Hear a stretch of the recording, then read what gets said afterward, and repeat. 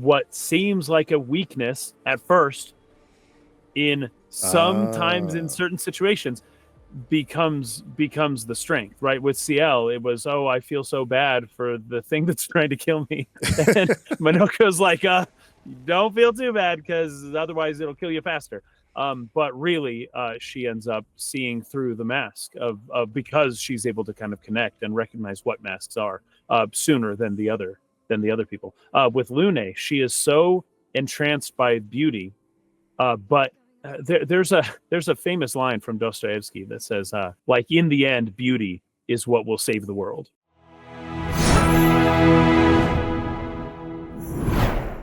Welcome back, everyone, to the State of the Arc podcast. My name is Mike. My name is Kason. And we have an important episode here today because we're getting through the end of Act 2 and an epilogue that follows that, and essentially ending what so far has been sort of like a dancing around spoiler discussion. We're going to be getting through the major spoiler of the game today. So moving forward past this, actually next episode, rather than like moving into Act 3, which is really long and there's a lot of stuff to do, while we continue playing through that and preparing to talk about that portion of the game, some of the end game stuff, we will be going back and revisiting scenes again, having the context of this big spoiler event. Yeah, so because there's just too much. Yeah.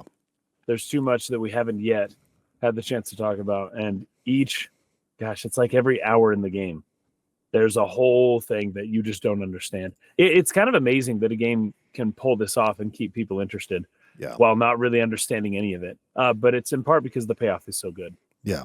So if you have not played to the end of Disc 2, if you've not finished the Monolith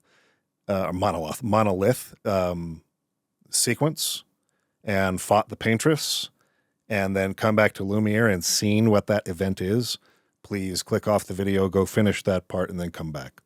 That said, we are at least going to get through the Visages and Serin parts today and the Monolith. We will not be talking about, I believe it's Forgotten Leaves or something like that. There's a level, but I'm going to handle all of that and everything else that's sort of like optional next time after we've had the context of this big reveal. Because it would be another section of us going, keep a pin in that for next time, keep a pin in that for next time. Because understanding it relies entirely on understanding the nature of the world and how it works. So hopefully you've had enough time to click away, but we're going to work up to that point. So why don't we start with Visages? What did you think of this portion? It was fascinating place. This is the first time that we hear the line, "He who guards truth with lies." Yeah. Right? Yes. And it's funny because that line will come into play a little bit later. But this is the very first time, I think, that we hear it. And it's so interesting because throughout this place, you're getting some general like symbolism on masks, like this is what masks mean. Like Renoir says, like a good artwork. Well, I believe it's Renoir in a journal. It's a journal entry, yeah. A good piece of art is both a window and a mirror, right? I've got that here. I can read it real quick. Oh, go ahead. So yeah, the person is unknown, but it does sound a lot like Renoir. Art can be a window and art can be a mirror, and great art is both. So you'll never be a true artist if there's always a mask between you and the viewer, especially when the viewer is you. That's really good. And then this place is full of masks, right? Yeah. But he's giving us the dual symbolism of what seems not super possible, at least not completely, right? Glass is reflective, so it's sort of a mirror and also a window. It depends on what's behind it as to whether or not you can see yourself in it. But then the idea of guarding truth with lies, right? The idea that lies and truth also have this dual aspect, and you can't have both, right? Or you can, because as we're kind of going through, the CL brings up that question: what does guard mean, or protect? Like, what do you mean? Guard as in protect, or guard as in control? Yes, is what CL asks. And it's like, are you doing a service to the truth? Are you preserving the truth by surrounding it with lies? Or are you using the lies around it to control the truth or manipulate the truth? Something like that. So that would be the difference between those two. But either way, you're seeing this interplay between things that should be opposites, right? But somehow are kind of complementary and play together. Like the idea of seeing through something, but also it being a mirror that reflects you back. Yeah. It doesn't make a ton of sense, like at least not logically. But it's perfectly understandable what he's talking about. Also, the masks themselves, this is a creepy place. I actually didn't love playing this part. Really? The next Axon was serene, beautiful. Yeah. I loved that whole level. This one was it just made me feel off, and it was probably supposed to do that. Yeah. There's a couple of lines during the course of this section that I really liked. But there were some things in particular that really stuck out to me here. So first of all, when you arrive there, right, there's kind of these masks sort of carved into the stone, like all around you. They're commenting on that. That's where Monoko says the line, "He who guards truth with lies." But then when you kind of get a little ways in, there's this really cool cutscene that sort of reveals this mark keeper who, like, it's kind of like spotlights that'll come on, right? And then they'll go out and like kind of come on at a different angle as he's like approaching or whatever. Really like menacing cinematically. I think it's really, really cool. But then he says, he himself, the mark keeper, is harmless. You don't need those weapons that they pulled out. And Verso says, well, if you're harmless, these weapons will stay harmless too. I liked that. Yeah, that was good. But it's basically the keeper comes out to send an invitation that the Axon visages invite you into the chamber at the end of the path. But you have a choice here to where you can explore the area. There are 3 other paths you can go down where you fight 3 different masks. And by defeating those masks, it essentially makes the boss fight at the end easier. You don't have to. Yeah. And each of the 3 masks represents like a powerful emotion. Yeah. And you have to kind of guess it. I love, they tell you what it is. It's pretty obvious, but you have to guess which way. Is this joy, sadness, or anger? Yeah. Basically. But each of those represents just masks. And when you fight these masks, they're really creepy. You hear just a lot of suffering. Basically coming from the mask. I can't tell if it's behind the mask or in front of the mask. Even the joy mask is really off-putting. Yeah. I noticed while going through each 3 of these paths that as far as like the design of the level, like the topography, all 3 are virtually identical to each other. They all kind of start where you go into like the mouth of the mask, and then you kind of come out of a little cave and then bend to the right. And then there's sort of an open area where you can go up to the right a couple different directions or up to the left, but like down towards where the mask is at the bottom. But like the level design here is the same. There are slight differences, like certain paths open up in a direction maybe in one of them that doesn't in another. I know that there's a chromatic enemy here, I think on the sadness path or something like that, but I thought that was interesting. All 3 paths are virtually the same from a level design standpoint, but one is sort of like themed with a sort of a green color, and that represents joy, and there's like green grass and flowers and nice fields. The sadness path is sort of tinted blue, and then anger is red and rocky. But here's what the mask, when you approach each one, what they say. And this really stood out to me. So it says, a mask, it seems to be connected to the axon it speaks. And the mask, this is for the joy one. I went to the joy one first. He who painted this world.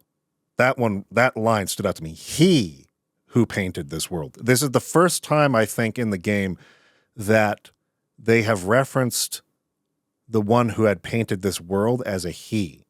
And that goes against all the assumptions that I think anyone would have made up to this point, because we've all been looking to this Paintress, this woman out there in the distance next to the monolith. But this is saying the world was painted by a he. He who painted this world, seeking what he could not grasp, longing to share with those he loves, behind his smile, what could it be?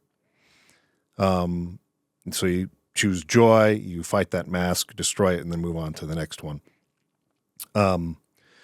They all notice that, destroying these masks seems to hurt the axon, so they decide to continue doing that.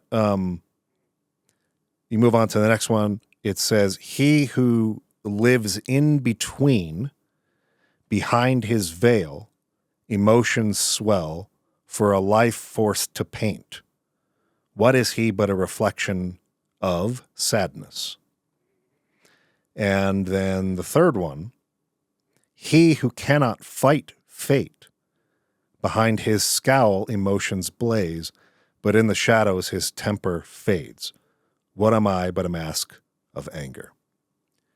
So this whole place is themed after someone who the claim here seems to be a man who painted the world, a man who was caught in between somewhere and forced to paint, and thirdly, a man who cannot fight fate. So I don't know what you made of that before the big spoiler reveal. See, I have to remember the first time I played the game. The fact is, I just couldn't make heads or tails of it when I first played the game. But I don't know. I think there's another line earlier in the level as well. I can't remember who says it, but it's masks are not just to obscure; they also illuminate. And then the line after that is, look for the masks you need. So the idea is you can't help but have a mask. Yeah. But pick one that does both. Pick one that's a window and a mirror. Pick one that obscures and illuminates. Pick one that, by the fact of it existing, is I guess a lie in a sense, that because it's not you, but that reveals a deeper truth, maybe something like that. Not every mask would do that, but when you come to certain masks, it's like, okay, these are like somewhat necessary. Honestly, behind all of those lines, it could be you or me, right? But we don't know exactly who it is initially when it's talking. But there is a very interesting thing that happens at the end after you beat the axon of the masks. And that is that the camera lingers on Verso's face for a little while. Mm-hmm. And he actually asks the question. He poses this directly in the game. He says, what did he say? Is this after the fight? This is after the fight. There you go. He says, and this is so interesting thing. It's interesting, a thing for him to say. He says, that was Verso, wasn't it? Yes. Mm-hmm. And then he says, Renoir? ? And the omission of, is this the subject or the object, I guess? Which one was omitted? It was a sentence, Renoir. But is he just adding, was that Verso? Was that Renoir? Is it like he's going through different people? Or is he saying, that was Verso, wasn't it Renoir? Yeah, right? He's asking like addressing Renoir. Yeah. Or wasn't it Renoir? Like, there's different ways to read it. But the fact that Verso refers to himself in the third person should really draw your attention. Yeah. it appears to be revealing, at least Verso seems to think, that this mask axon with all the masks, right? And remember at the very end of the battle, like everyone's like the masks are flying everywhere, and some of them smack like Ciel in the face and Lune in the face. And it was Ciel who reaches forward and pulls off a mask from the axon, which ultimately defeats the axon. And Verso picks up that mask and says, "That was Verso, wasn't it?" I think the idea here is that Verso is, I don't know, he's referring to himself in the third person. And that's kind of what masks do, right? You almost can have a, like, it's something that you can see from the outside. Like this, oh, this is my mask, right? But it's a weird thing to like look objectively and hold your mask and like to see it as being you, but outside of you. It's like an out-of-body experience. It's just like, oh, I'm seeing myself in the third person. This is strange. So he's referring to it as Verso. Or no, because it was a capital V. I was gonna say, or he was using the technical definition of the word Verso, right, which means the backside or whatever. But it was capitalized in the subtitle. So he was referring to the name Verso. The Mask Keeper said that, right? People want so badly to know what's behind the mask. Front, back, recto, verso. Recto, verso. And then he continues the same thing about art. Great art is both window and mirror, whether it's your mask or theirs. Yep. Which was interesting. And then the axon also says, child, we all need masks, but how you use them. And that's kind of what begins the fight. Yeah. But that line right there, we all need masks. But it's less the fact that the masks exist and more how the masks are being used. Yeah. That determines their quality or their, like morality. And it's more of that. But Verso often lingers behind in many of these cutscenes. Yeah. I think what I liked the most about this whole sequence was that Ciel ends up being the one, the only one who seems to be not unaffected, but at least is capable because the masks fly out and kind of hit them all, right? And kind of stick to their faces. So they all like get masks put on. And she's the one who's not like struggling to pull it off. She's able to kind of pull it off with ease. And then walks up and does the same to the axon, because it's revealed after the first phase of the fight that the Mark Keeper was the real axon, and so the second phase of the fight you're fighting that Mark Keeper, and she comes and unmasks him. I think that says a lot about her character, right? She seems to be the one who is the most in touch with herself. She's the least masked person. Yeah, in the group, the most open, other than maybe Esquier, but that's Yeah, he's also a masked character, in an important way that we'll talk about a little later. But she is the most in touch with herself. Seems to have done the most sort of internal introspection. Is the most vulnerable emotionally, the most in touch with her emotions. And I think going back to what you were saying about masks and them being necessary and things like that, this is very much Jungian in a big sense. His concept of the persona, the masks that we wear in public, that we use them to sort of like veil ourselves, to only show the version of ourselves we want people to see. And that is sort of a necessary part of being in the world and in our communities and societies, right? You need those to sort of function in the societies that we've set up. But at the same time, you don't have to mistake that mask for being you or try to pretend that that's really who you are.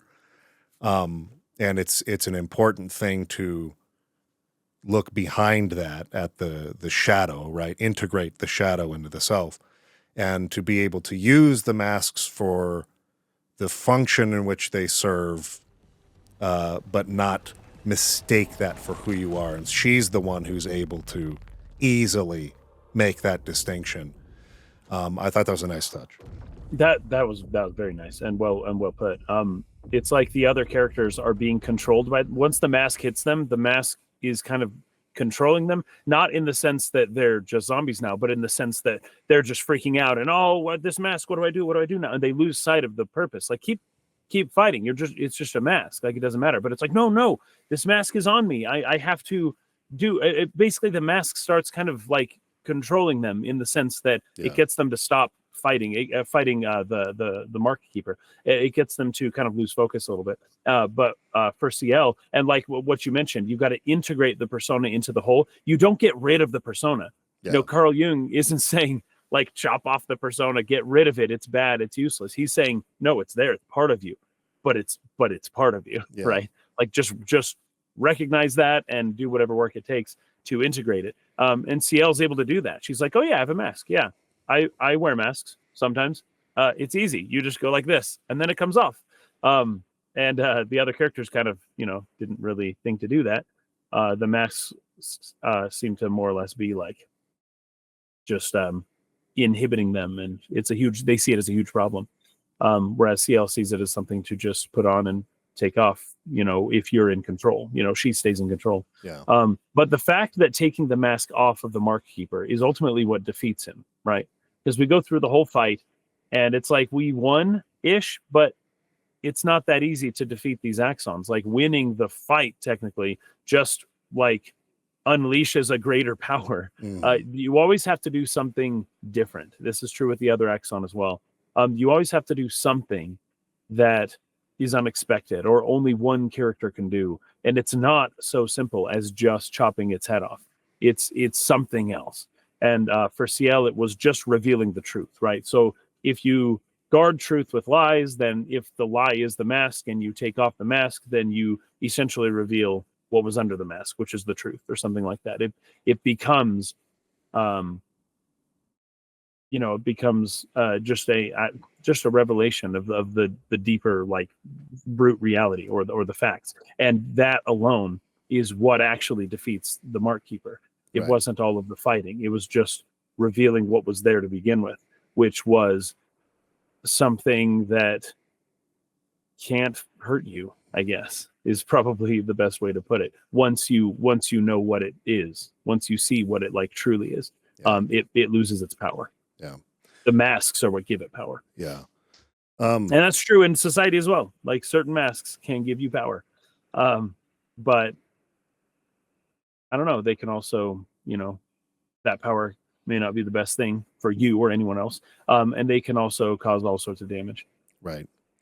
The fact that Verso, lingers, like you said there at the end, and then sort of states that was Verso, wasn't it? So if we're associating Verso with a person who guards the truth with lies and wears all these masks, I mean, and that has shown several times. There have been several times throughout the game where it's like, he's not saying what he actually knows. He is guarding the truth of his knowledge with these facades and personas that aren't super accurate to the truth. And a lot of it depends, like with what was said before, look for the masks you need, or like, it's not the fact that he has a mask. It's more, is what he's doing noble, or is it all depends on his intent, right? In a way. I'll go back to this quote from the journal. Art can be a window and art can be a mirror, right? Great art is both. So as an artist, I think what that's saying is that you can only create great art not just by holding up a mirror or not just by putting on a mask. You also have to open a window. You also have to, like, let people see into those vulnerable parts of who you are. If those elements are missing, and you're not, like, revealing who you are You know, your pain, your secrets, your faults, the not so flattering parts of the human that you are, then there is sort of an essential part missing. But also it's important to use those masks and hold up those mirrors to the audience so that they're able to see through their own windows. So Verso seems to not be doing that part. He's holding up the mirrors, if we use mirrors as like in the sense of like a magician or an illusionist or something like that, right? That sort of like misdirect, and is wearing a bunch of different masks to like persuade or manipulate people, but he's not opening up that window. And this will become more relevant here as we learn sort of the truth behind Renoir and the family and how this world works. But those were the things that stood out to me during this portion. I have a little bit more also to add about maybe this is an analogy that can help illuminate why good art needs to be a window and a mirror. A lot of people, like, I don't know, filmmakers or a lot of artists who are maybe just wanting to make money or something like that, will kind of favor the mirror over the window. Often, like the line, give the people what they want, right? So the audience wants a thing, right? And you can just show a mirror, which is, it's not really you. It's not what you want. It's not what you want to say, but you're the artist and you know it's what the people want to see. This will get the clicks. This will get the views. Then, and you just do that. Somehow people don't, I don't know, it may be successful, at least in the short term, but it's not art in the sense that it won't last. Like, it's not something that people will remember. It's not deep. It's just kind of reflecting the surface of what the people, seem to want. I don't know, just think of maybe like Michael Bay or James Cameron or something like that, where it's just like, it doesn't matter what I want. I'm just giving the people what they want. But then you have a good art that is more of a window. It's less just reflecting your own desires back at you, which people then just clap and cheer for, but then forget, after not too long. But it's something that actually, like you're saying, reveals like some vulnerabilities and reveals the artists themselves as well, instead of just reflecting the people back at them. And often that ends up being the type of art that it gave the people what they wanted, but not in the way they wanted, or it gave them things that they didn't know that they wanted. Things they needed, because through the mirror and through the artist's vulnerabilities, then the people can explore their own vulnerabilities through that, but not just through the mirror itself, right? So the window can become a mirror in that way. Anyways, there's a manner in which you can't just reflect, and you can't just be a mirror, because then people are saying, or you can't just be a window, because then people are saying, well, why do I want to look at you, right? You've got to somehow merge both, right? The individual with, everybody, with the collective and the community, right? And find some point at which people can say, wow, this was revealing in a way I really didn't expect and wasn't like looking for. And that's good art right there. So there's also this. Well, go ahead. I was just going to say that's always true for me. Like, the most memorable experiences I have are the ones where there's some sort of insight, like a window opening into myself, that I didn't expect to get from like going into this thing. It's like it made me think about myself or the world, or made me sort of like change my perspective on something in a way I wasn't expecting. So those are always the ones that stand out and that are memorable for me. So at the beginning also, right when we go in there, CL says something interesting. She says, I know they're Nevrons, but witnessing the sorrow of others, I can't help but feel for them. Mm-hmm. And then Monoko responds by saying, a noble but tremendously fatal impulse. It's a great line. That's a very good line. I love it. And he's right, except that's partly why CL's the one who can take off the mask, because she, witnessing the sorrow of others, I can't help but feel for them, right? She looks at the Mark Keeper, and she is able, on some connection, to like have a more, I don't know, a less of a, like, cause it's funny because we still defeat the Mark Keeper, right? Like we win the fight, and it's because of CL that we're able to do that. But she is like having more of an empathetic response, I guess, with the mask. And it's not that she just punched him in the face so hard he lost consciousness and bled out. It's that it's that she just took off the mask that was causing this being so much suffering. Yeah. And in a way, her feeling for these dangerous things is, while not 99% of the case, this will not be true. It is the reason why they were able to get past this Axon, and why CL was the only one who was able to do it at the same time. Yeah. So that, I feel like that line was really good as well, because when that line was first read, I had kind of forgotten how this area goes, and I was like, "Oh, CL, oh you sweet summer child, you don't get what we're up against." But for CL, I don't know, she just knows when to and when not to do things. Not always, but at least in this case, and in this moment, that was the right response, right? And it's funny because they show everyone getting these masks put on them, except Minoko. It shows Minoko, and he's already wearing it just a mask. bounces It's off like, because he's got one already. yeah, it just but he's as incapacitated as everyone else. He doesn't know what to do either. It's still CL that does it. But he's wearing a mask everywhere he goes. There's something interesting about that, I think. Yeah. I think it's also interesting that this, of the two Axons you fight in the main story here, was the one that they had said had been weakened over time. So there had been a lot of expeditions who had come through here and tried to fight this Axon and failed, but had sort of weakened it over time. But even still, you're right. It's because you don't defeat it through combat.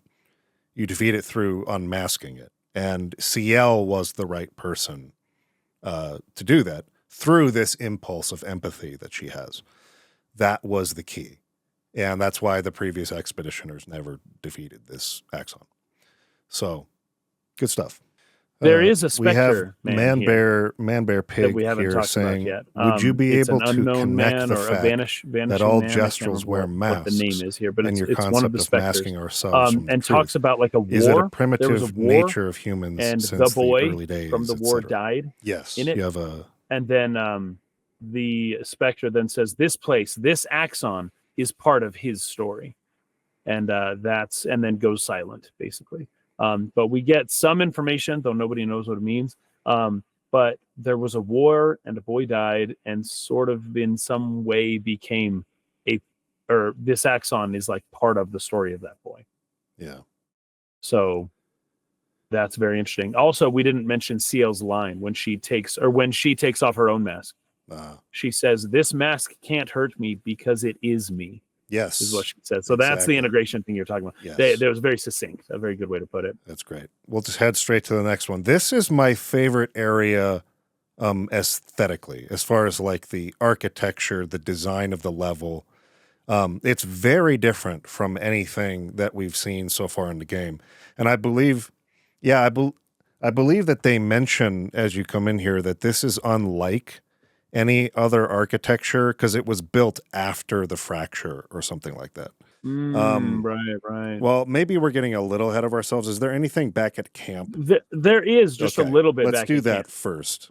Just in between the two. Yeah. And it's just, I have one line. I have one note in between.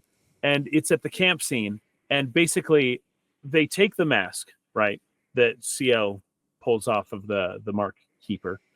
And they take it to the curator, right? Yes. Because the idea from Verso is that the curator can take the Lumina and turn it into a weapon that can break the barrier so that we can get to the Paintress.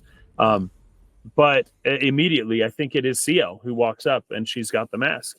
And the curator is like, no, he points, or he doesn't say a word, right? He just does his sign language. And then he points to Mael. And the understanding is that Mael needs to be the one to present this mask to the curator. And they don't know why. Doesn't make sense to them. But Mael's like, sure, I'll do it. But as soon as she touches the mask, like things start to go weird for her, and she slowly walks up to the curator and she starts hearing and things, and as soon as the curator reaches forward and basically touches and kind of gradient whatever converts the lumina into whatever energy that they need to make this weapon, The chroma, yeah. That's what I mean. She sees for a split second, which I totally missed the first time I played the game. I must have blinked or looked away for a second. For like 3 frames, you see Renoir's face on the curator, and she just there's this like piercing pain, and she like backs away, and she is kind of wondering exactly what happened. She turns to Verso and she says, I just saw Renoir's face on the curator. And Verso's like, oh, we all have nightmares about him. I'm so sorry. Like not daydreams, but hallucinations, whatever he calls it. But he's trying to console her. Like, don't worry. It's just like with time, these nightmares shall cease and that kind of stuff. This really came across to me like he was making a very quick diversion from that line of thought. Because she's like, oh, I saw it. It was Renoir. And he says, oh, I used to see him in my nightmares too. Like he can be quite traumatizing. He's detracting from making that connection. He's trying to make sure that Maël isn't associating the curator himself with Renoir. Yeah. And then Maël, that seems to work more or less, but the curator takes the mask and converts it into the chroma, or takes the chroma from the mask. And so anyways, that's the whole scene. But it's super meaningful. And the next time this happens, she goes into even more of a trance. But at this particular moment, that's really all that happened. That she just saw Renoir's face on the curator, and she doesn't know why. At the moment that the curator kind of takes all this energy out of the mask, right, in order to store it. And I have a theory about like why this happened, but we'll save it for when we get to the next part. I loved this scene. The scene between Maël and Verso, where he's able to summon the piano with a picto, and talks about how his parents were great artists, like renowned, famous artists, and he gets a little bit vulnerable about the pressure to live up to that, but that he was a better musician than a painter like them. And so, then they kind of have a nice scene together where she wants to hear his music, and he summons the little piano and she sings along with him while he's playing. And yes, pay attention to this song. Yes. Try to remember this song. You will hear it again very soon. But Maël also, she kind of starts humming along a melody, and she comments that was a very familiar song to her. Yes. And that happens all throughout, I think both of these areas, but especially in the next area we're going to, where Seren is. She recognizes the dance that the Axon performs. She's like, I've seen this before. I know this dance. Is this something from back in Lumiere? She asked to Ciel, because Ciel was one of the dancers back in Lumiere. And she says, not that I know about. I don't recognize it. But this is, I don't know how many times it's been where Maël has said something like, this feels familiar. I feel like I know this. Why do I remember this? These types of lines that she drops throughout. But also Verso, she asks Verso where this song came from, or what song is this? And he says, oh, it's his song. He made it up on his own, and that he used to play it for his little sister. Yep. So, and that's how that scene goes. Yeah. Yeah. She says, I got it here. What song was that? I feel like I know it. And he says, yeah, it's an old song I used to play to my sister. And she says, can you play another? And then they keep going. So I think that's another important point to bring up. Okay, so now they go to the next area. They're all sort of put into a trance by this dance, right? And Minoko has to kind of snap him out of it. He seems to be the most resistant to it. I mean, even Verso seems to be sort of in trance there for a second. Now, I wonder if there's something about just if there's like a human quality to the like enrapturingness, the way that we are captivated by the dance of the human form, in particular a woman, and how Monoko is like, I'm not a human, I don't care. It's like when we watch birds dance. Like it's funny. It's like you see a bird do a mating dance, and it's like what are they doing? They put up their feathers and they like start bobbing their head. But to another bird, that's really something. That's something to watch. Whereas for humans, like we'll study it, but we'll usually just kind of think it's funny what they're doing. I feel like maybe that's why Monoko can look at this and be like, yeah, it's a human dancing, but like it's not that big a deal, guys. Like, come on. Yeah, Verso tells them don't look at her too long or you'll go insane. I've seen people jumping off a cliff just from looking at her. And now this is a part I have not been able to quite put together yet. It'd be interesting to see what people think in the comments. CL was the one to defeat the Mark Keeper by unmasking him, right? And I think everything makes sense as to how she was the right one to do that. Here, it is sort of shown in the scene that Lune seems to be the most affected by the dancing. She's like the last one to be snapped out of it. And then when you approach the Axon later, she's also just as much as anyone else, except for Verso. Verso seems to be the one who's able to sort of resist, because they all see images of people that they cared about. Lune sees her parents. Yeah. And we don't see Verso's. No, what he's seeing. Even Monoko sees Noko. So even he is sort of like caught up, enraptured in it. I believe that CL sees her husband, who has been dead, died in an accident, and a baby. And Gustav appears to Mael. So we see Lune being like the last to be snapped out of it at the beginning. And then we see her seeing her parents, and Verso's the one who's sort of resistant. But Lune ends up being the one who defeats this Axon. I have a thought. You have a thought? Okay. I'd love to hear it. I do. And it is once again, just like with CL, what seems like a weakness at first in sometimes in certain situations becomes the strength, right? With CL, it was, oh, I feel so bad for the thing that's trying to kill me. And Monoko's like, don't feel too bad, because otherwise it'll kill you faster.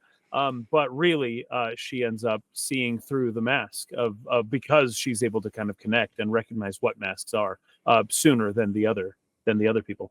With Lune, she is so entranced by beauty, but there's a famous line from Dostoevsky that says, I can't remember the exact line, but like in the end, beauty is what will save the world, basically, something like that. And that Lune, by focusing only on the beauty that she sees and letting it completely just like consume her and take over her and just move towards the beauty in and of itself, as though it is a good to be pursued, without, because it's a siren, right? The name serene, it means siren, and sirens are basically things that lure you in to kill you. Yeah, that is the whole purpose of the siren. That's the whole point. But Lune, in kind of giving herself to the beauty of the thing and then recognizing it as such, it's almost all that the siren really wanted. Well, because the other people killed themselves jumping off of a cliff before they got to the siren, right? But Lune steps into the siren's hand, basically, and through her only concern being beauty, which is unusual for Lune, because typically her concern, if you're gonna look at the Platonic like triumvirate of values, it's truth, goodness, and beauty. Right. Yeah. And that a lot of people are focused on the goodness or the morality. A lot of people are focused on the truth or the facts. Right. And that's typically Lune. But here she's focusing only on the beauty and saying, I don't care at the moment. I don't care about the truth necessarily, or even the science. That doesn't seem to be why she's doing this. She's just consumed by the beauty, and that is actually what ends up defeating the Axon. Well, once again, it's so weird because it's almost like the way that the Mark Keeper and this Axon should have been defeated is by coming to an understanding with the team and not dying. And that's how a typical movie would deal with this. Yeah. It's like, oh, we realized it was just misunderstood the whole time, right? It just wanted someone to see it, or oh, this is what it's been the whole time. And that's typically what a movie will do. But this game, pay close attention to this game's treatment of death and whether or not it is evil. I know that you're being like from Gustav's perspective at the beginning, you are very well introduced to how awful a thing this is. But in Act 2, as we've already heard from Verso, immortality can wear you down after a while. And now we're getting, instead of Gustav's perspective, which is death is the worst thing in the world that can ever happen to anyone. I can't believe something so unjust as a world where people die.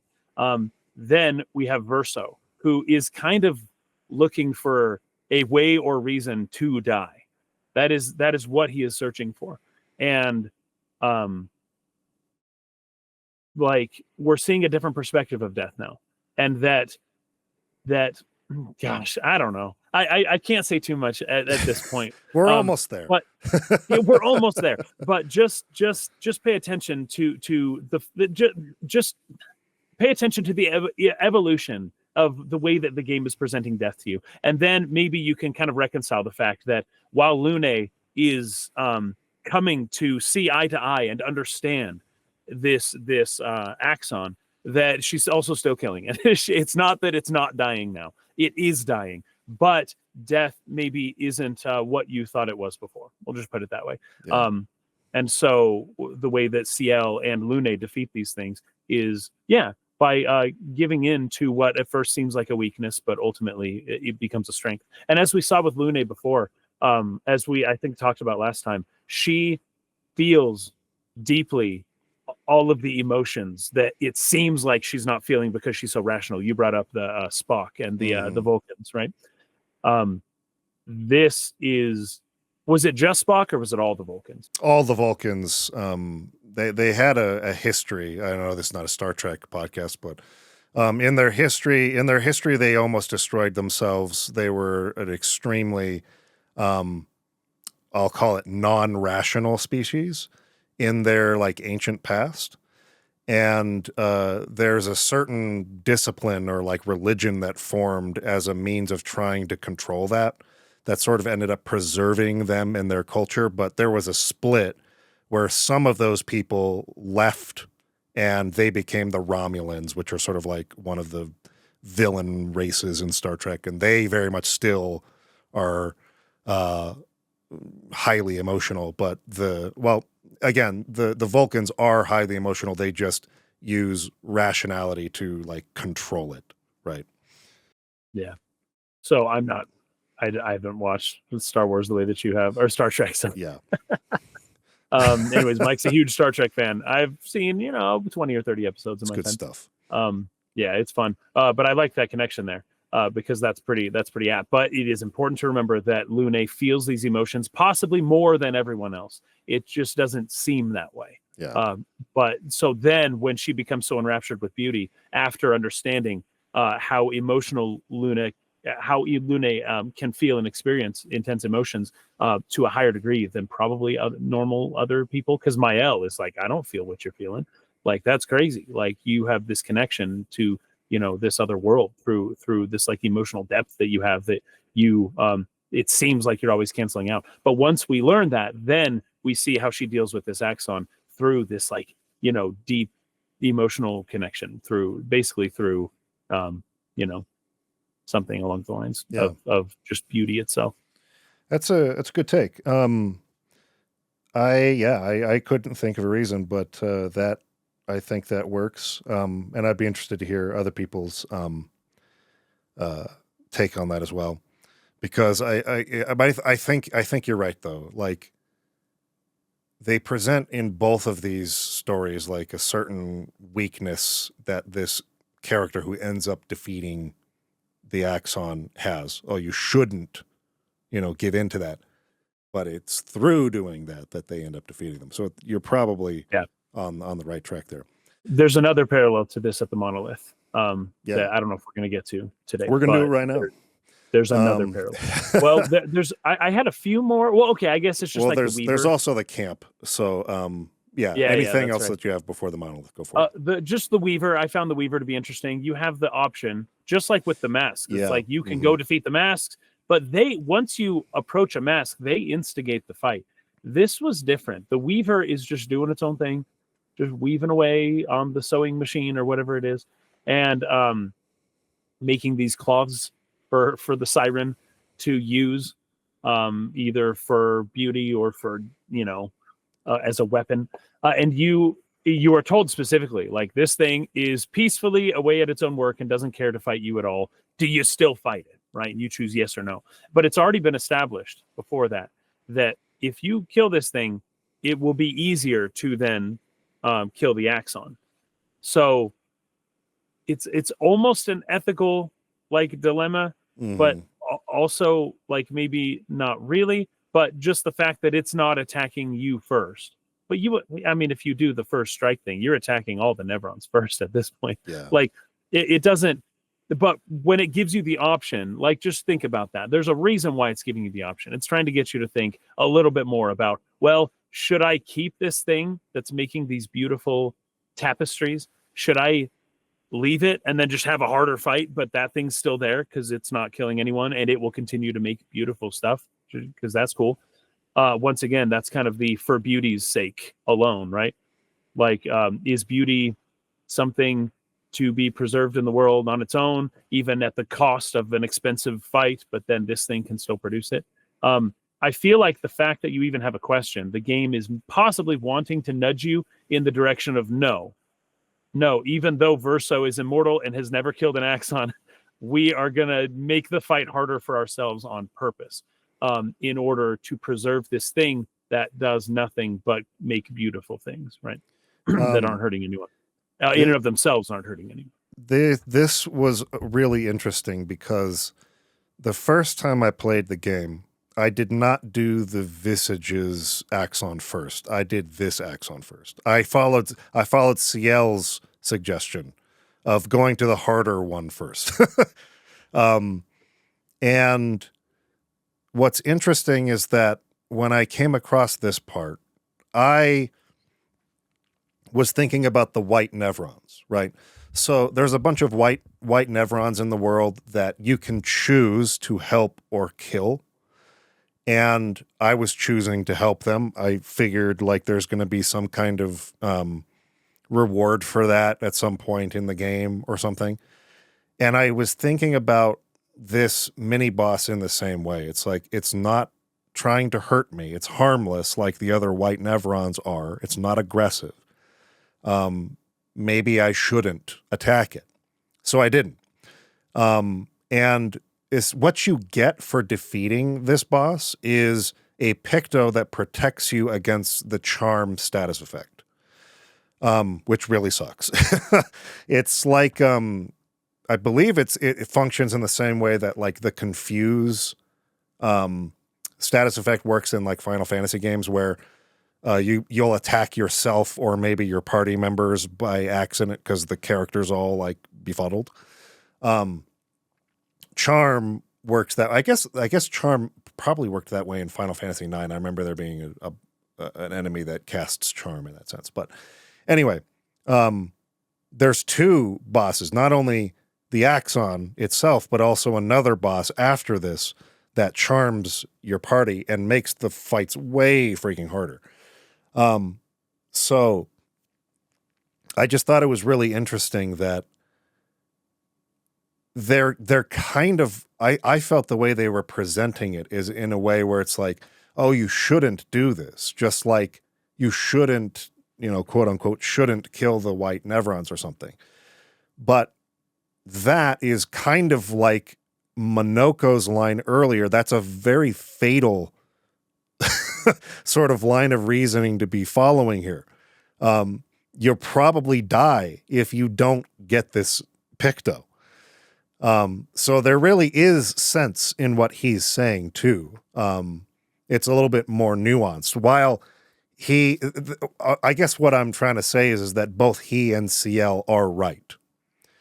And you do need to be judicious in when you pick and choose when violence is necessary here. But at the same time, you can't lose your empathy in that pursuit the way maybe that Monoko has. But by defeat, because what the Weaver is doing is essentially weaving the ability of the bosses to charm you and essentially makes it more deadly. And so by defeating it and getting that charm, you're able to resist, or that Picto, you're able to resist the charm status effect. And it makes the fights enormously easier. In a totally different sense than the Visages, defeating the Visages did. Now it's just back at camp. Did you have any notes back at the camp before heading to the Monolith?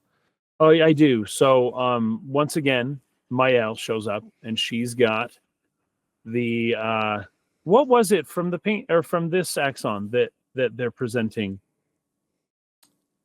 I can't remember what it was. I think it's a cloth. One of the cloths was it a cloth that was weaved? Yeah. So she comes presenting, the item to be converted into a ton of chroma so that they can build the weapon. Yeah. And this time, when she approaches the curator, because it has to be her, the curator, everything turns black and white, and once again, like, time stops, right?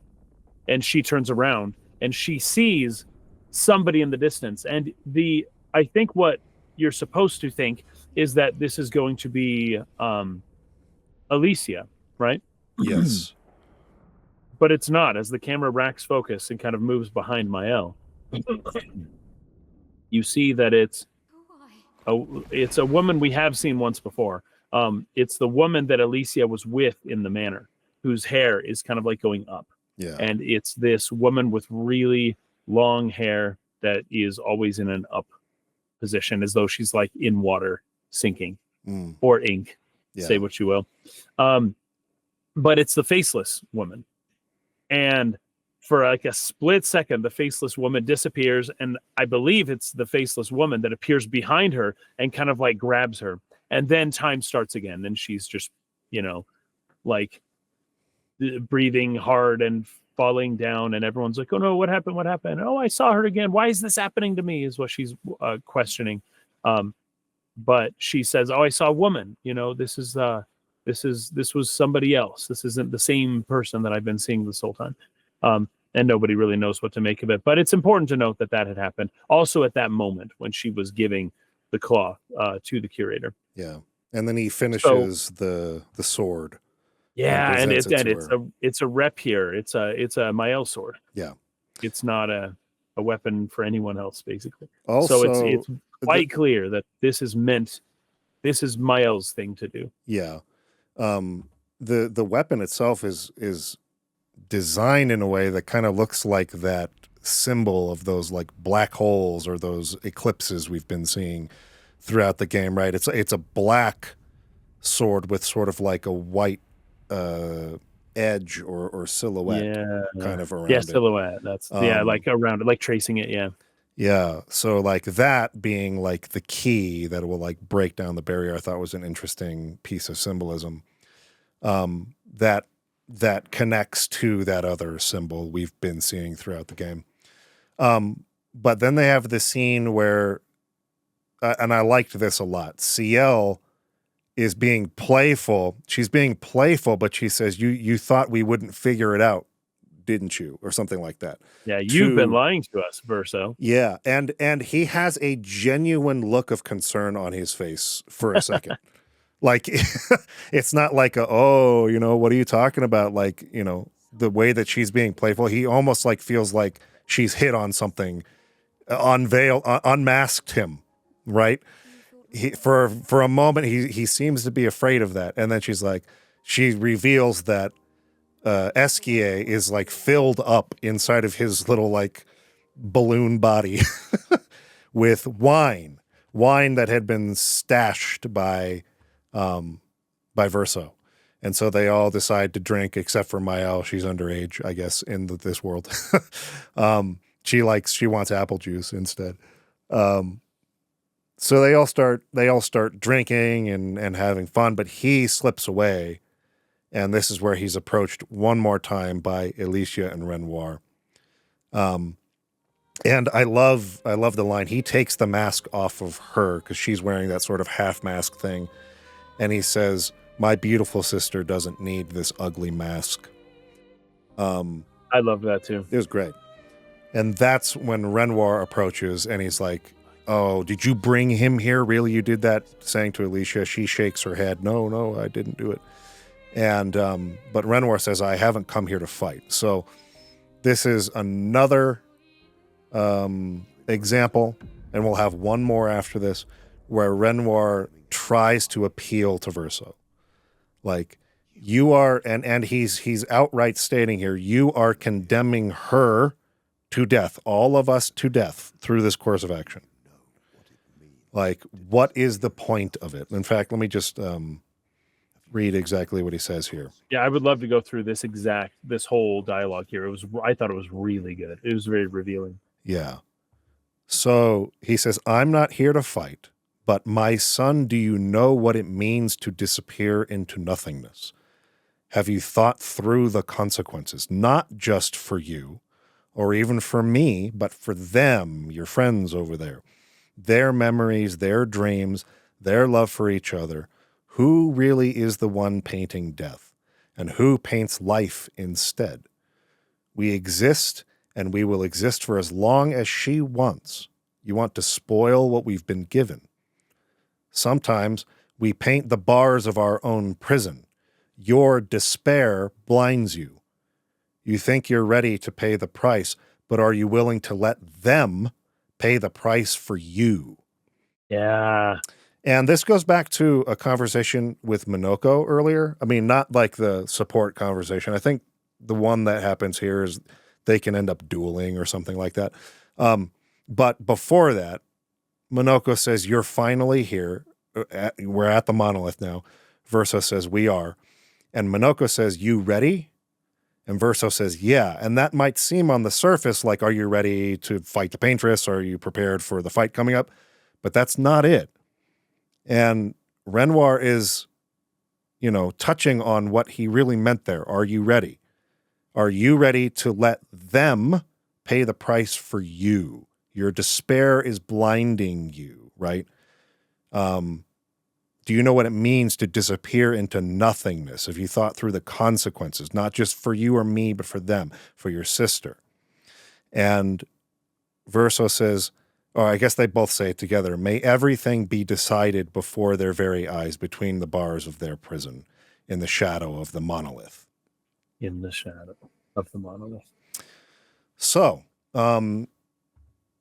we're getting a little bit of a table flip. It's been gradual throughout this, where you thought of Renoir and the Paintress as being the ones painting death.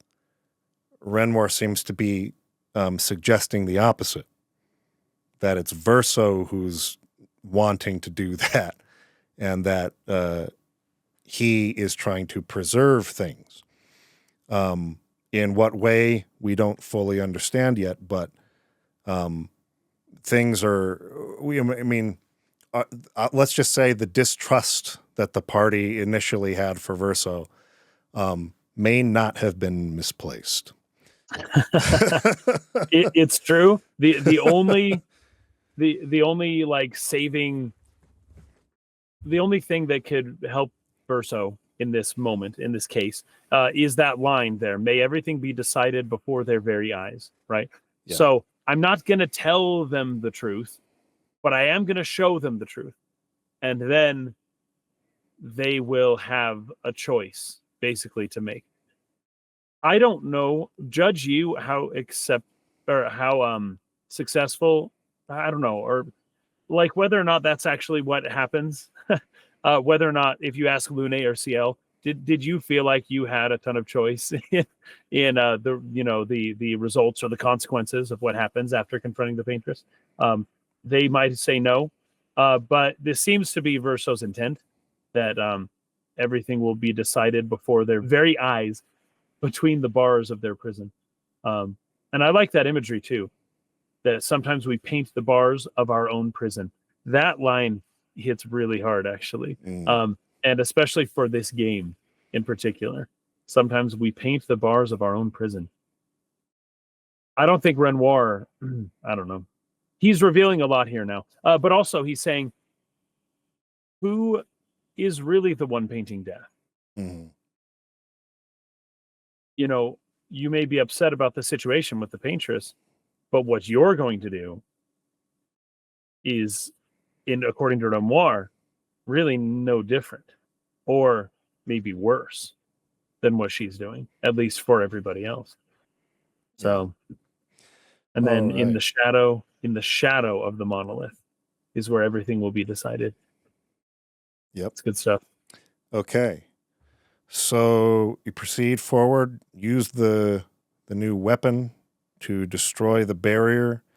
You come into where the monolith is at. The Paintress is, sort of just in fetal position in front of it. They try attacking her. This so felt like the end of the game. Yeah.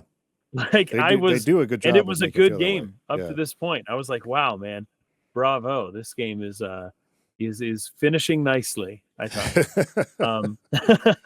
And yeah, running towards the Paintress, it seemed like we would never get there throughout the game, right? It was always so far away. As big as it was, and as close as it sort of felt, it also felt just infinitely far away. Like we're never actually going to get here. And it felt so weird running up to the Paintress, and like, this thing's like massive. This thing's like, a mile tall, and we're just running up to it. Like, ooh, I'm going to hack your toenails or something. Like, what are we going to do against this massive thing? There's nothing we can do. But it just felt funny. And you see it looming above you too, as you're running towards it. The camera's kind of dipping lower, and like, holy cow. And they stop well before the Paintress when they decide, all right, let's start trying to fight it now. It's like, we are not that close to this thing. Yeah. I thought it was pretty funny. It is a really cool image though. Like as you're approaching it, and she's just like freaking massive there. You try attacking, and none of the attacks are doing anything. Everything's nullified. Nothing works. But also, she's moving. She's not just in that position like a statue all the time. Yeah. The closer you get to her, the more you see like very subtle movements, right? That like twitching the head, or moving the hair, or moving the arms or the legs or the toes. You see that this thing isn't just something that exists and comes to life once a year to paint a number and then goes back to being a statue. It is constantly moving. This is something that is always experiencing things. That is something that isn't just a passive statue all the time, right? It is choosing to be how it is, and it is remaining in that position like all the time. But yeah, the attacks do absolutely nothing. And then Verso is like, even the gradient attacks, he thought at least the gradient attacks would do something, but nothing is working. And then we see the Paintress, the giant Paintress itself, kind of never really moves much, stays where it is. But there's this other thing that shows up that kind of looks like the memories that the siren was presenting to us. There's this woman that shows up, because I think it's Mael. She says this isn't, or she's not completing her sentences, so I can't remember exactly what she says. I think I have it here. Let's see. I don't understand. Says, I don't think this is the ... But that's when everybody's head bursts into flame. Yeah, everyone catches fire. Yeah, that was freaking wild. And of course, as this is happening, except Verso. Verso's the only one who does not catch fire. He does not catch fire from the Paintress, but as he reaches forward to comfort Mael and to hold her, it seems like the fire spreads. I don't know if that's just her fire. No. He's doing that on purpose. I felt like she was burning all the others and preserving him, and he threatens her to stop. Like the way he gets her to stop doing it is by burning himself. I didn't catch that. That's really good. Yeah, I couldn't tell if Okay, very he good. Very he good. essentially forces the Paintress to stop burning them by threatening to burn himself with them, and then Very she nice. like shuts it off. Okay, it also juxtaposes that image with the candles that are all around. Mm-hmm. And you see these people standing up with their head on fire, and the people look like a candle, right? Yeah. And that there's tons of candles all around, right? And the idea that a candle represents a person's life is an old idea. Sure. It's been around for a long time, and that the flame burns and the candle Slowly, eventually melts. melts away and then it's gone. Or the idea that life, like a candle, can easily be just pinched and extinguished. And that it's kind of what she does. She prematurely extinguishes all of these candles. But there's something there. I haven't quite worked out the symbolism entirely of the candles being juxtaposed with them and their heads being on fire, being like a candle. It could just be that simple, like, oh, life is like a candle, but I feel like there might be something even deeper to it than that. Yeah. But that's something I need to reflect on a little bit longer. So, I think. We will be returning to more of this once we get through Act 3 content. I didn't put together the symbol of their heads are on fire, they look like candles. That's actually pretty brilliant. It shows the candlesticks right with them in the background. Yeah, but there were more expeditions that made it this far. It wasn't just... I was surprised to find that. It wasn't just Expedition 0. Expedition 70 made it this far. And there's going to be a lot that we're going to learn more about Expedition 60.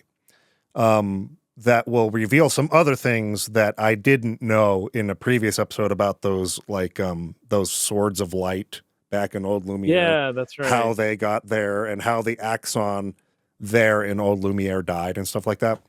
But Expedition 60 was pretty important, and so we'll return to that. But there were other expeditions that made it this far, and there may be something in terms of the candles that sort of surrounds it. Because Verso takes a very they linger deliberately, cinematically on Verso noticing or looking at those candles and having some kind of painful memory associated with that, right?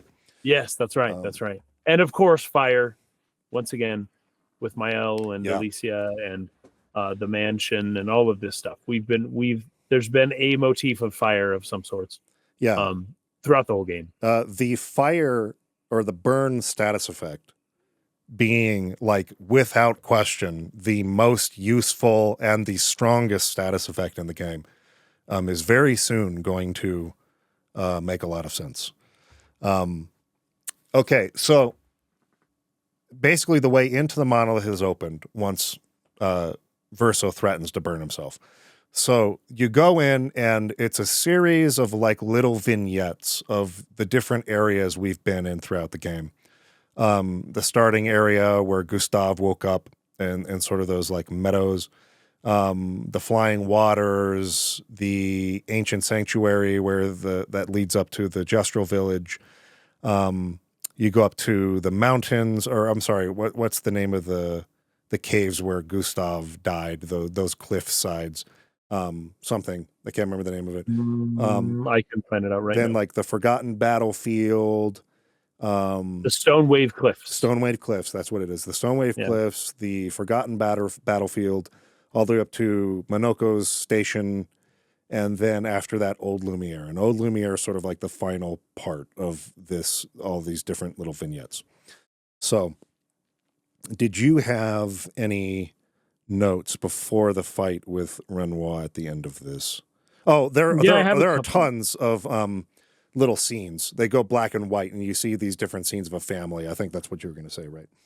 Yeah, and you see a lot, actually. It's you see tons of vignettes of a mother with children, but all kinds. You see a woman and her husband. You see a woman teaching people how to paint, and there's multiple children. You're seeing a woman teach somebody how to play piano. You're seeing just a bunch of different vignettes happening throughout. The one I found the most interesting, other than the obvious ones, Mael comments. She says these are memories.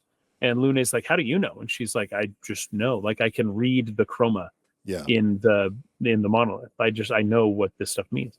But the interesting one is where there's the woman sitting on a park bench or something like that. Yep. And then the husband comes and sits next to her, and then she immediately gets up and leaves. Mm-hmm. And then we're just seeing the husband there.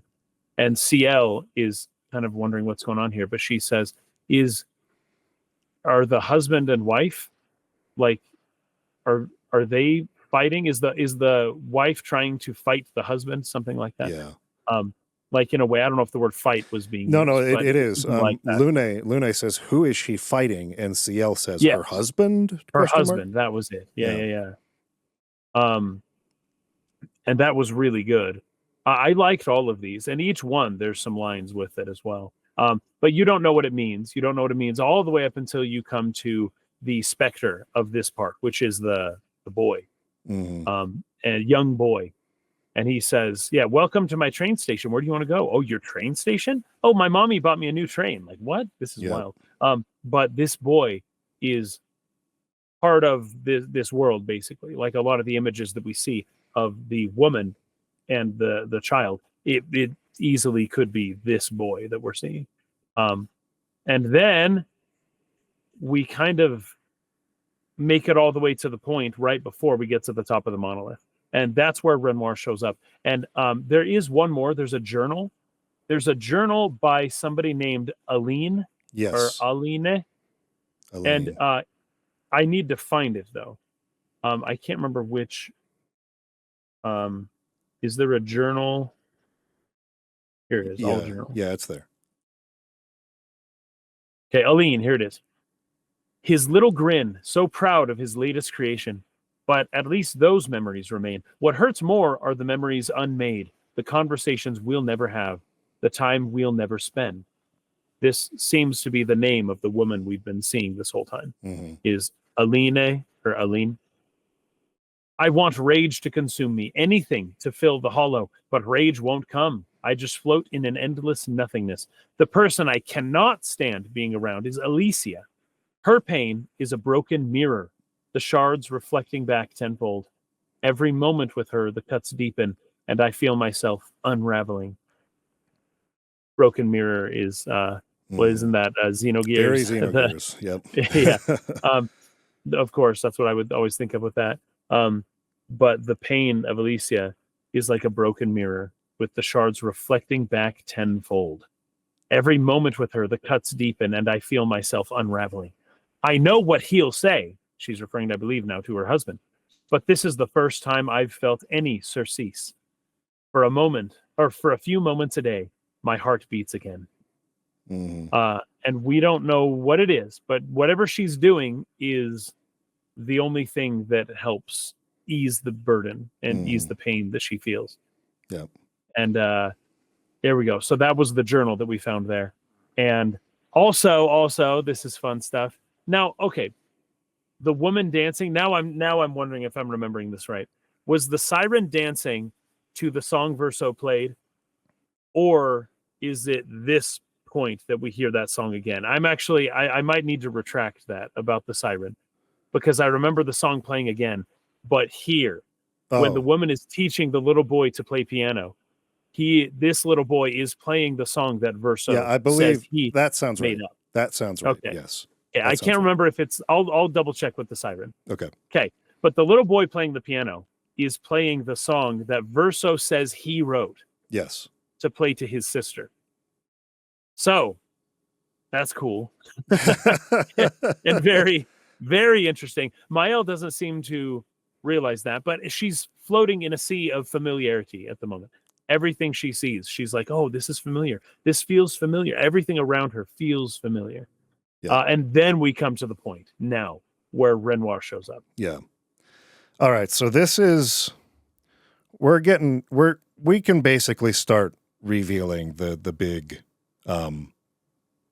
spoiler of the game here. This whole sequence between Renoir and then the Paintress herself, and then what happens after that, it all starts kind of coming together. But I mean, all of these hints have been dropped along the way. And it's so striking going back through the game a second time and like seeing those breadcrumbs that you didn't see before. It's actually all over the place. Yeah, it is. But like literally. yeah, Verso is again defiant. We're taking her down, like we're doing this. My mind is made up. And Renoir says she's not the only one who grieves. The pain of losing you, she made me inherit it. This is it's not like a convoluted part of the story necessarily, but it is one that maybe some people are tripped up on. And this was hard for me. I had to look this one up after the game was released. I was like, what was the deal? Why are there two of this person? Why is there two of everyone? I had to, yeah, this Renoir is a different Renoir to his namesake, basically. Yes. This Renoir was painted in order to be punished. Well, okay. So the Paintress, okay, hold on. We'll have to get to this in a second. Okay. Let's go through the scene first. So, but essentially, he inherited the pain of losing Verso from the Paintress. Yes. So this Renoir, who we have been fighting or encountering the whole game, is not like the real Renoir. Right. It's a painted version of him that she gave memories to and who sort of inherited that grief of losing Verso. Yep. That's what he's saying here. Yeah. She made me inherit it, punishment perhaps, for not being there when it mattered. That's what you were referring to.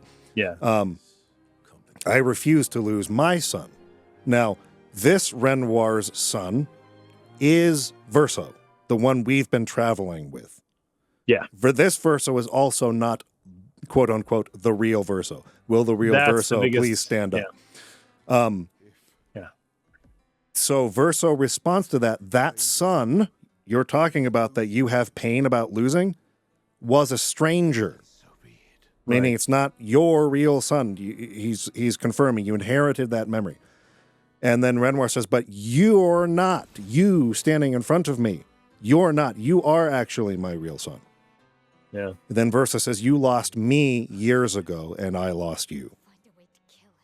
Renoir says, so you leave us no choice? How are you different from her in doing this? And Verso in this line hit me really hard. Hits me even harder later. He says the same thing. I'm tired. So, and then Renoir says, so trust me. We are your family. Verso says, family is complicated. And then Renoir, if saving you means losing you, then so be it. Now that line I can explain, but what we'll have to come back to it. I don't know. Should I just explain this line right now? Go for it. If saving you means losing you, then so be it. Yeah. Okay. Basically, this whole canvas was painted. This world that we're in is a painted. That's right. Canvas. I should specify. The world is in a canvas. Basically, the world exists in a canvas that was painted. Well, this canvas, at least. Okay, now maybe I need some help filling in the gaps. Okay. It was painted by Verso. Yes. Right? The real Verso painted the real canvas. Verso, not the Verso that we are with. Yes. The real person Verso. The real Verso, who has canvas. a different name. But so he painted this world, this beautiful world that everyone admired, and he put his soul into it, right? He imbued it with meaning and life, right? Yeah. But then he died. And the mother has found solace in knowing that a piece of her son still lives in this canvas, right? Yes. In this world, the world of Lumiere. And so is living in it, is living a life in this painted world in order to stay connected to her son. But Renoir says, if saving you, meaning saving the memory of you imbued in this canvas, means losing you, the current Verso standing in front of me, Yes. then so be it. Yes. It's more important to preserve the soul of the original painter who is no longer with us than to preserve the memory of him that is contained within your being.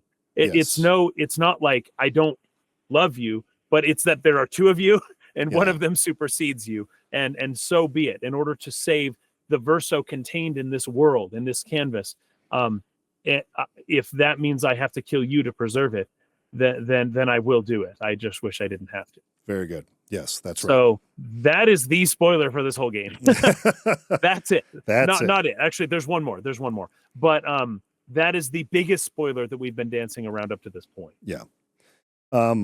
In defeating Renoir here, I don't think they actually kill him. He says we don't have to kill him. Well, sorry, they do.